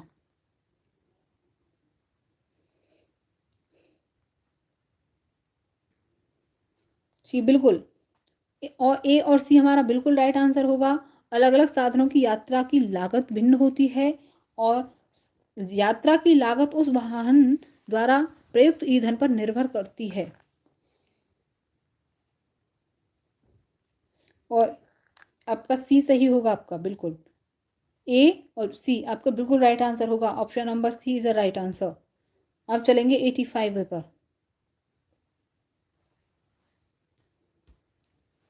प्राथमिक कक्षाओं के लिए विद्यार्थी को मानचित्र शिक्षण के लिए निम्नलिखित में से कौन सी युक्ति सर्वाधिक उपयुक्त प्रतीत होती है?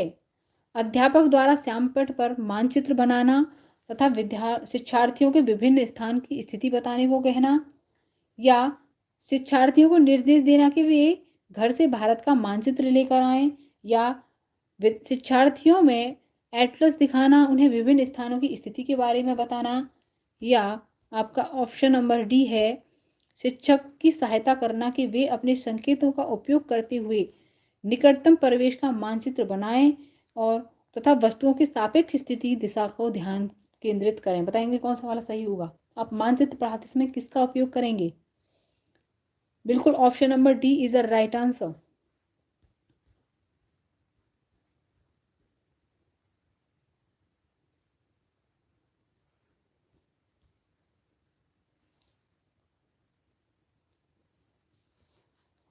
कक्षा 5 की अध्यापिका माहिका चाहती है कि उसके विद्यार्थी आसपास के क्षेत्रों का अवलोकन करें, सार्थक अधिगम सीखें। सीखने के लिए उसे बच्चों को क्या करने के लिए प्रोत्साहित करना चाहिए? नंबर 1, यह समझना कि पौधे भी सजीव होते हैं। ऑप्शन अगला है, यह समझना कि पौधे हमारे लिए उपयोगी होते हैं। अधिकतम पौधे का नाम लिखना, या ऑप्शन नंबर डी है उनकी ऊंचाई, पत्तियां, गंध और उगने के स्थानों में अंतर करने का अवलोकन करने के लिए कहना। बताएंगे कौन सा वाला ऑप्शन आपका सही होगा इसमें? बिल्कुल ऑप्शन नंबर डी बिल्कुल राइट आंसर होगा। जब हम बच्चों से खुद अवलोकन करवाएंगे, उनको क्षेत्र भ्रमण करवाएंगे, तो option number D is a right answer. 87, प्राथमिक स्तर पर पर्यावरण अध्ययन पढ़ाने के लिए निम्नलिखित में से कौन सा पहलू सबसे महत्वपूर्ण होना चाहिए? क्रियाकलाप संचालित करना तथा कौशलों का विकास करना। ऑप्शन नंबर बी है आकलन में सफलता प्राप्त करना। ऑप्शन नंबर डी है विज्ञान की आधारभूत संकल्पनाओं को समझना। ऑप्शन नंबर डी है सीखने वाली प्राकृतिक और सामाजिक सांस्कृतिक पर्यावरण से जोड़ना। बताएंगे आप कौन सा वाला सही होगा आपका? प्राथमिक स्तर पर पर्यावरण अध्ययन पढ़ाने के लिए निम्नलिखित में से कौन सा पहलू सबसे महत्वपूर्ण होना चाहिए? बिल्कुल ऑप्शन नंबर डी बिल्कुल सही होगा, सीखने वालों को प्राकृतिक और सामाजिक सांस्कृतिक पर्यावरण से जोड़ना। Option number D is a right answer. अब चलेंगे 88वें पर। प्राथमिक स्तर पर मानचित्रांकन सिखाने से शिक्षार्थियों में निम्नलिखित में से किस कौशल को बढ़ावा मिलता है? बताएंगे साफ सुथरा रेखांकन, गणनाएं और अनुमान, माप के अनुसार चित्रण करना, या सापेक्ष स्थिति दिशा बोध की जानकारी। बताएंगे कौन सा वाला सही होगा? प्राथमिक स्तर पर मानचित्रांकन सिखाने के लिए शिक्षार्थियों निम्नलिखित में से किस कौशल को बढ़ावा मिलता है? बताएंगे आप लोग। बिल्कुल ऑप्शन नंबर डी बिल्कुल राइट आंसर होगा, सापेक्ष स्थिति और दिशा बोध की जानकारी। Option number D is a right answer.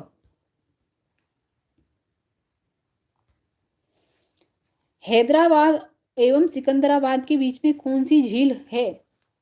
Victoria झील है, हुसैन सागर झील है, वैकाल झील है, या सुपीरियर झील है? बताएंगे कौन सा वाला ऑप्शन सही होगा? हैदराबाद और सिकंदराबाद के बीच में कौन सी झील है? बताएंगे आप।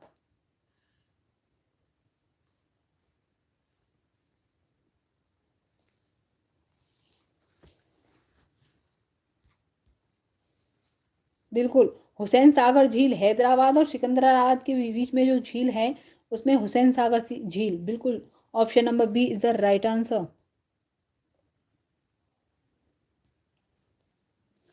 प्राथमिक कक्षाओं में पर्यावरण अध्ययन के लिए निम्नलिखित सभी सामान्य उपागमों का अनुपालन किया जाना है। केवल छोड़कर किसको छोड़कर अनुपालन किया जाना है प्राथमिक स्तर पर? मूर्त से अमूर्त की ओर, सरल से कठिन की ओर, स्थानीय से वैश्विक की ओर, या अमूर्त से मूर्त की ओर? बताएंगे प्राथमिक स्तर पर हम बच्चे को कैसी शिक्षा नहीं देंगे? मूर्त से अमूर्त की ओर, यानी कि जो चीजें दिखाई जा रही हैं उनको उनसे किसी दूसरी चीज को बताना।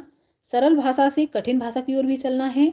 स्थानीय से वैश्विक की ओर, यानी कि वहां की चीजों को बताकर आगे भी चलना है, या अमूर्त से मूर्त की ओर। बिल्कुल, तो ये कह रहा है केवल एक को छोड़कर, तो ऑप्शन नंबर डी बिल्कुल राइट आंसर है। बिल्कुल, ये वाला हमारा केवल डी, ये अमूर्त से मूर्त की ओर, ये बिल्कुल गलत आंसर होगा आपका। ठीक है, बिल्कुल 90 का डी आपका बिल्कुल सही उत्तर है। अगला प्रश्न अब आ गई हमारी हिंदी। अब चलेंगे हम हिंदी पर।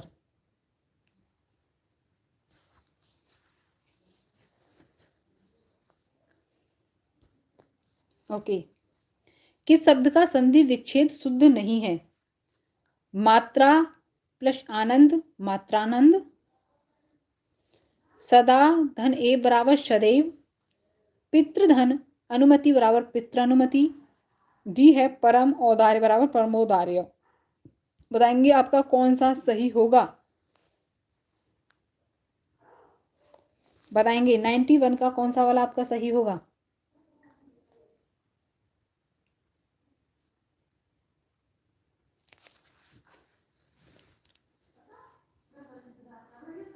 बताएंगे आप 91 का कौन सा प्रश्न सही होगा? बिल्कुल, शताधन ए बराबर सदैव होता है, पितृधन अनुमति बराबर पितृनुमति होता है, परम प्लस औदार्य बराबर परमोदार्य होता है, लेकिन मात्रा धन आनंद नहीं होता, मात्र धन आनंद बराबर मात्रानंद होता है। ऑप्शन नंबर ए बिल्कुल राइट आंसर हो जाएगा आपका 91 का, ऑप्शन नंबर ए।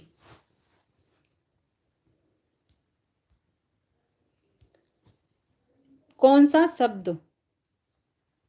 कामदेव का पर्यायवाची नहीं है? अनंग, मनसिज, कदर्प या अरविंद। बताएंगे कामदेव का पर्यायवाची कौन सा शब्द नहीं है?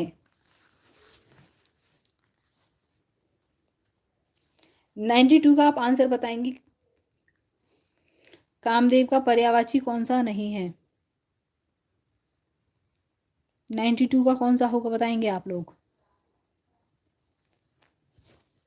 बिल्कुल, डी आपका बिल्कुल सही आंसर होगा। अरविंद कामदेव का पर्यायवाची नहीं होता। अनंग, मनसिज, कदर्प तीनों किसके पर्यायवाची हैं? चारों तीनों ये हैं कामदेव की। बिल्कुल, अगले प्रश्न पर चलेंगे। ख,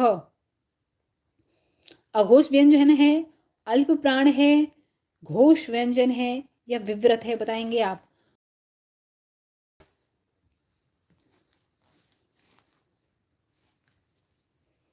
अल्प प्राण व्यंजन है, घोष है, विव्रत है या अघोष व्यंजन है? बताएंगे कौन सा वाला सही होगा आपका? ख कैसा है? 93 का उत्तर बताएंगे आप लोग। बिल्कुल, जो ख होता है ये अघोष होता है। जो आगे वाले होते हैं जैसे क और ख, ये क्या होंगे? अघोष। ये हैं आगे वाले, तो बोल देंगे अघोष। ग, घ, ड़, ये कैसे होंगे आपके? घोष या सघोष भी कह सकते हैं उनको। ठीक है, अल्प प्राण कौन से होंगे? जिनमें सिर्फ के और जिनमें के एच लगेगा वो होंगे महाप्राण, यानी कि क हुआ आपका अल्प प्राण, ख होगा महाप्राण, जी हुई आपकी जैसे कि जी, जी, ग हुआ आपका अल्प प्राण और जिसमें जी एच लग जाएगा यानी कि घ हुआ आपका महाप्राण। आपको अल्प प्राण और महाप्राण का भी समझ में आया होगा। अघोष यानी कि आगे वाले, क ख मतलब प्रतीक उसका फर्स्ट वाले दो वर्ण होते हैं वो अघोष होते हैं, जैसे कि क और ख, ये हो गए अघोष। ख का यानी कि 93 का ऑप्शन नंबर ए बिल्कुल राइट आंसर है।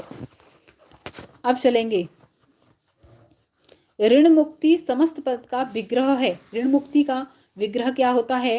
ऋण प्लस मुक्ति, ऋण की मुक्ति, ऋण और मुक्ति, ऋण से मुक्ति। बताएंगे आप 94 का कौन सा वाला आंसर सही होगा आपका?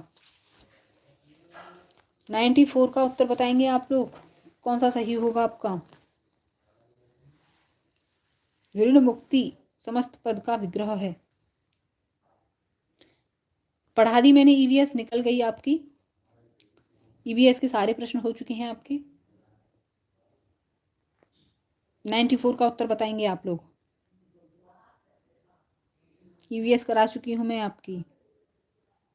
बिल्कुल, जो ऋण मुक्त होता है उसका विग्रह होता है ऋण से मुक्ति, यानी कि कर्ज, जिस पे जो कर्ज होता है वो खत्म हो जाना, तो ऋण से मुक्ति। Option number D is the right answer. 95 पर चलेंगे। तत्सम शब्द कौन सा है? लौंग है, वहीन है, जवान है या पृष्ठ है? बताएंगे कौन सा वाला सही है जो तत्सम है। एक होते हैं तत्सम शब्द, एक होते हैं तद्भव शब्द। कल पढ़ लेना आप, कल आपकी ईवीएस की महामैराथन क्लास होगी शाम को। सुबह आपको जो प्रैक्टिस सेट है वो करा दिया जाएगा। ईवीएस की महामैराथन क्लास, टोटल आपकी 200 प्रश्न कराए जाएंगे कल ईवीएस के, और आई होप आपकी जो 30 प्रश्न है सी टेट में उसमें से ही फंस जाएंगे। ठीक है, अब आप ये बताएंगे 95 का कौन सा प्रश्न सही होगा आपका ऑप्शन 95 का।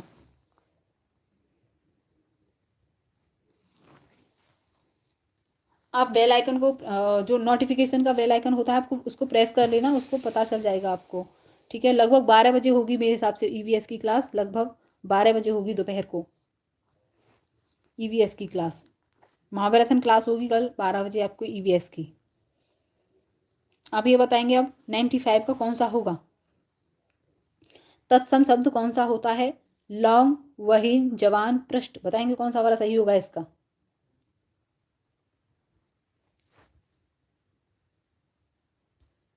बिल्कुल 95 का पृष्ठ बिल्कुल सही होगा। तत्सम क्या होते हैं? जो जो जो वर्ड किसमें होते हैं? संस्कृत में होती हैं, उन्हें कहते हैं संस्कृत। वो तत्सम शब्द जो संस्कृत के वर्ड हिंदी में ज्यों के त्यों आ जाते हैं उन्हें तत्सम कहते हैं। और जो शब्द संस्कृत के हिंदी में अपने रूप को चेंज करके आते हैं, इनकी बदला हुआ रूप, वो होते हैं तद्भव। तो ये सारे कौन से हैं? तद्भव हैं, और ये तत्सम शब्द हैं। जी गुड नाइट सर। अब चलेंगे बहुव्रीहि समास पर। हाँ जी हाँ जी, उर्दू है आपके पास, मुझे पता है। ठीक है, बहुव्रीहि समास का उदाहरण नहीं है पंसेरी, बारहसिंगा, कुसुमायुध या दीर्घ बाहु।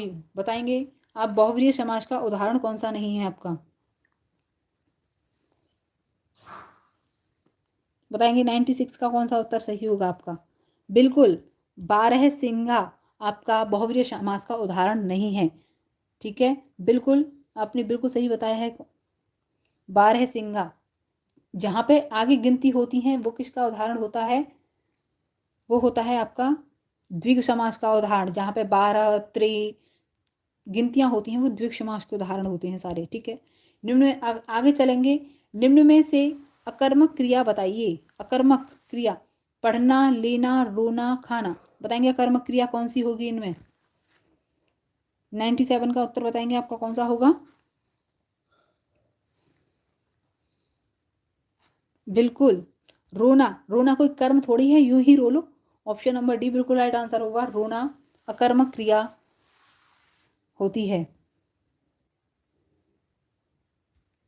रघुपति शब्द किस समास से है या कौन सा समास है? रघुपति शब्द में द्विग समास है, द्वंद्व समास है, कर्मधारय समास है या बहुव्रीहि समास है? बताएंगे आप रघुपति शब्द में कौन सा समास है या कौन समास का उदाहरण है आपका रघुपति शब्द। 98 का बताएंगे। ओके, बहुव्रीहि समास का उदाहरण है रघुपति। रघुपति का मतलब होता है रघुपति हैं जिसके, किसके, मतलब दो वर्ड किसी तीसरे की तरफ संकेत करते हैं, वह होता है आपका बहुव्रीहि समास। तो रघु बोले तो भगवान राम पति हैं जिसके, तो किसके पति हैं? सीता के, अकॉर्डिंग सीता।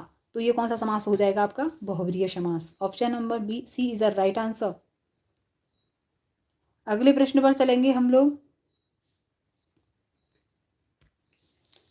संस्कृति की दूसरी मंजिल है चिरंतन मूल्यों का संरक्षण, संगीत कला आदि का संरक्षण, परंपरा रूढ़ का आश्रय स्थल या उपरोक्त सभी। बताएंगे संस्कृति की दूसरी मंजिल है क्या होती है?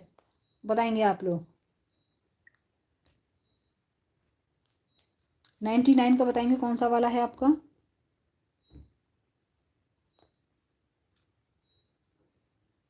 बिल्कुल उपरोक्त सभी।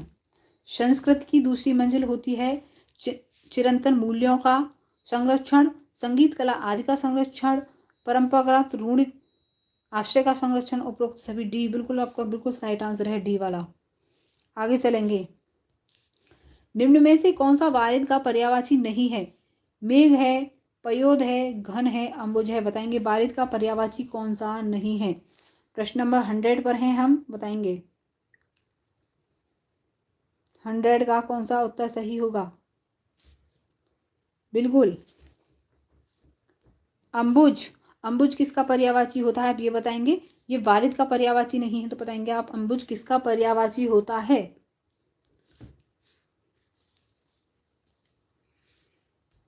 ओके, नेक्स्ट प्रश्न है आपका, यण संधि का उदाहरण कौन सा होता है? स्वल्प, स्वच्छ, स्वागत या स्वांग, कौन सा होता है यण संधि का उदाहरण? 101 पर चल रहे हैं हम लोग, बताएंगे यण संधि का उदाहरण कौन सा होता है? बिल्कुल ऑप्शन नंबर डी बिल्कुल सही है आपका, स्वाग यण संधि का उदाहरण है। किस शब्द में विसर्ग नहीं है? अनुस्वार में, मनोनुकूल में, मनस्ताप में या पयोद में, किस में आपका विसर्ग नहीं होता? बताएंगे 102 का कौन सा आंसर आपका सही होगा? बिल्कुल पयोद में हमारा कोई भी विसर्ग नहीं होगा।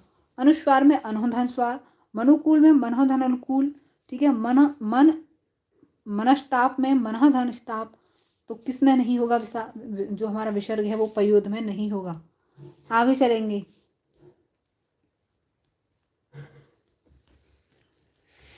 किस शब्द में कोई भी उपसर्ग नहीं है? असुरक्षित, अप्रत्याशित, स्वागत या स्वार्थ, बताएंगे किस में कोई भी उपसर्ग नहीं है? बताएंगे 103 का कौन सा आपका ऑप्शन सही होगा? बिल्कुल सही है आपका, स्वार्थ में कोई भी उपसर्ग नहीं है। Option number D is a right answer. अगला प्रश्न चलेंगे, अधि उपसर्ग से बना शब्द नहीं है? अध्यापक, अध्यवसाय, अधीर या अध्यादेश? बताएंगे अध्यवसाय, अध्यादेश, अध्यापक या अधीर, बताएंगे कौन सा वाला सही है? बिल्कुल अधीर में अधि उपसर्ग नहीं है। अध्यापक, अध्ययन,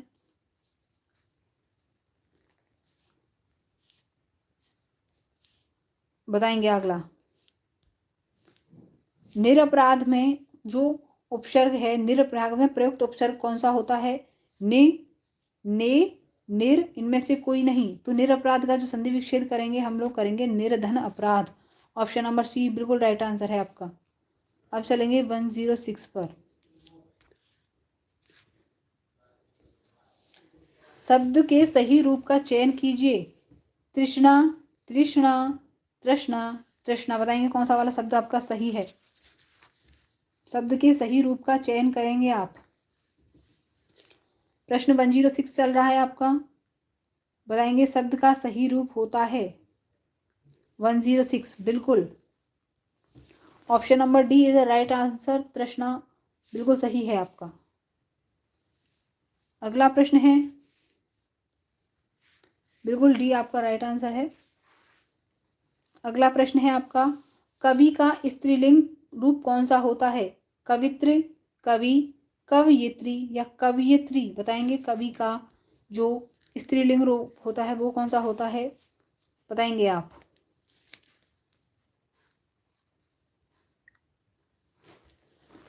बिल्कुल कवयित्री, ये होता है कवि का स्त्रीलिंग रूप।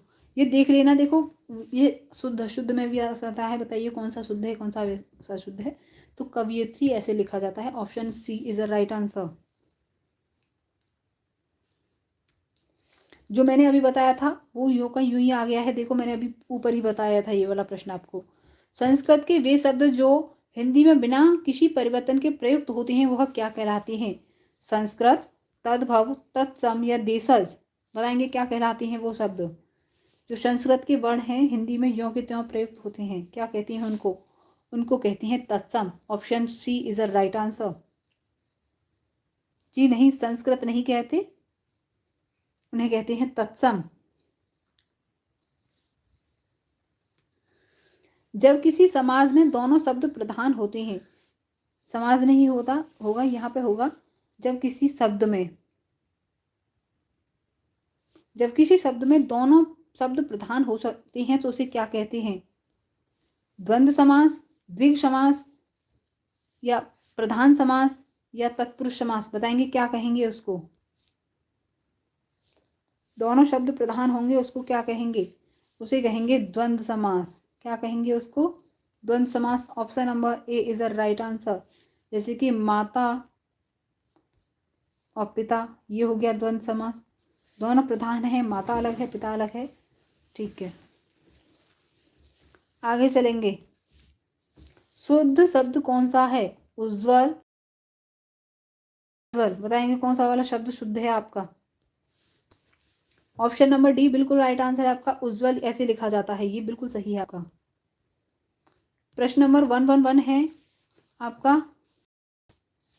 निम्नलिखित में से कौन सा शब्द सूर्य का पर्यायवाची? दिनकर, रवि, अंशुमाली या यामिनी? बताएंगे आप दिनकर का पर्यायवाची कौन सा नहीं है? बताएंगे। 111 चल रहा है आपका। प्रश्न कौन सा है? 111। बिल्कुल, यामिनी सूर्य का पर्यायवाची नहीं होता। ऑप्शन नंबर डी बिल्कुल राइट आंसर है आपका। मनोरथ का संधि विच्छेद होगा। मनोरथ, मन औरथ, मनोरथ, मनरथ। बिल्कुल, मनोरथ का संधि विच्छेद क्या होगा बताएंगे आप? बिल्कुल, मन धन रथ होता है मनोरथ का संधि विच्छेद। ऑप्शन नंबर ए बिल्कुल राइट आंसर है आपका।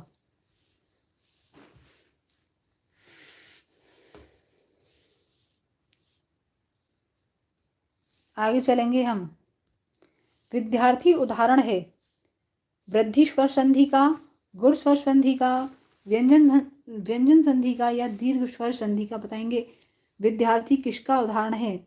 113 का कौन सा प्रश्न सही होगा? बिल्कुल, विद्यार्थी जो होता है, जो दीर्घ स्वर संधि होती है उसका उदाहरण होता है। जैसे कि रमेश है, रमेश लिखा हुआ है, इस पर कितनी मात्रा है? एक मात्रा है। जिस पर सिर्फ एक मात्रा हो वो किसका उदाहरण होता है? वो होता है आपका गुण संधि का उदाहरण। और जिस पे दो मात्राएं होती हैं, जैसे कि रा राधेश, मैंने लिखा राधेश। ठीक है, तो ये किसका उदाहरण हो जाएगा? जिस पे दो मात्राएं ऊपर आपको दिख जाएं वो होता है वृद्धि संधि का उदाहरण। ठीक है, लेकिन क्या कह रहा है, जहां पर नीचे आ की मात्रा, ई की मात्रा वो दिख जाए तो किसका उदाहरण होता है आपका? वृद्धि संधि का, दीर्घ स्वर संधि का। तो option number D right answer है आपका।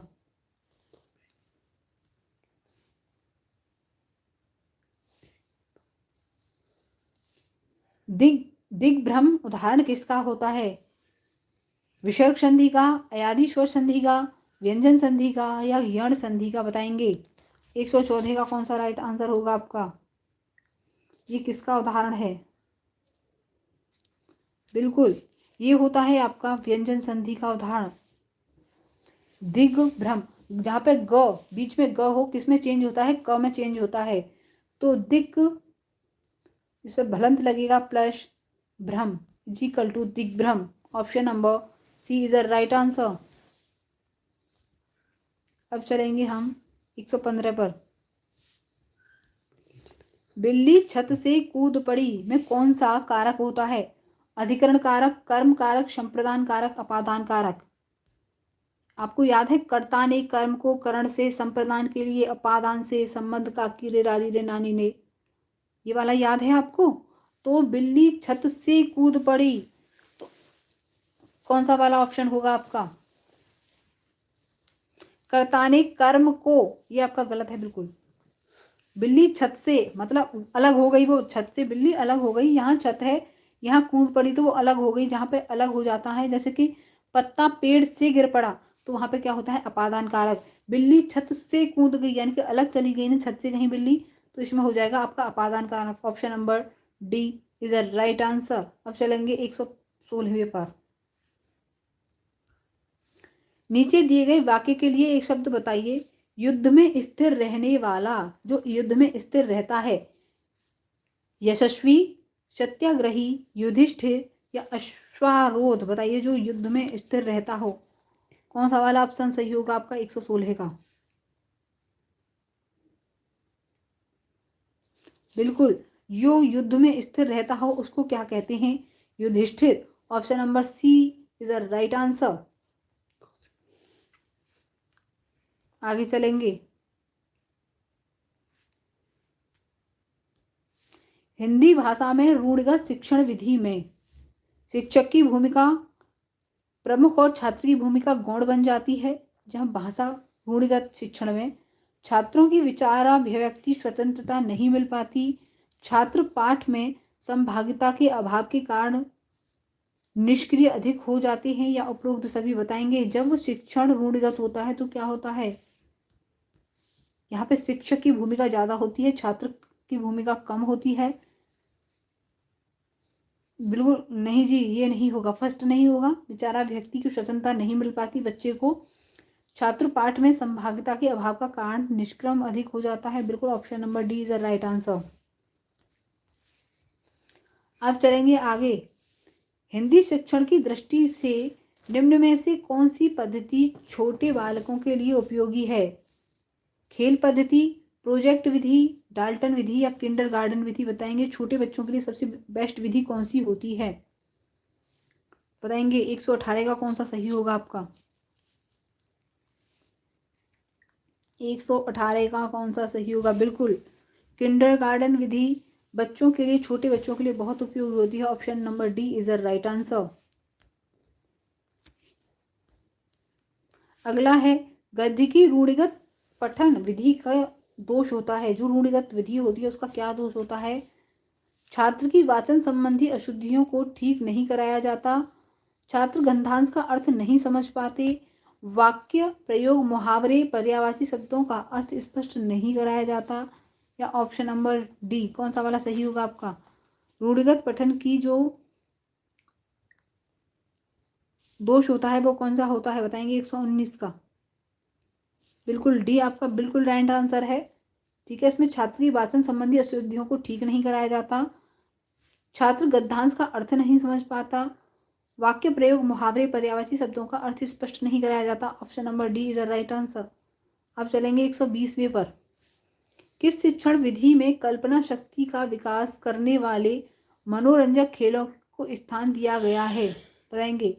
डाल्टन विधि, मांटेश्वरी पद्धति, पारोध्यान पद्धति या प्रोजेक्ट विधि बताएंगे। आपका कौन सा वाला सही होगा इसमें?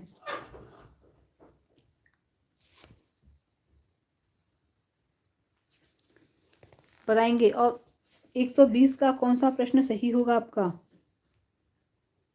बिल्कुल, जब हमें छोटे बच्चे को पढ़ाना है, उसकी कल्पना शक्ति का विकास करना है, तो कौन सा मनोरंजक खेलों को स्थान दिया जाएगा? तो बालोद्यान पद्धति में। बिल्कुल ठीक है, तो आपकी क्लास आज यहीं खत्म होती है, और आप मुझे ज़रूर बताएंगे कि आपके सारे प्रश्नों में कितने उत्तर आए हैं। अगर आप हमारे चैनल पर नए हैं तो प्लीज़ हमारे चैनल को सब्सक्राइब करें, वीडियो को लाइक और शेयर करें। Thank you for watching. Please like share subscribe my YouTube channel.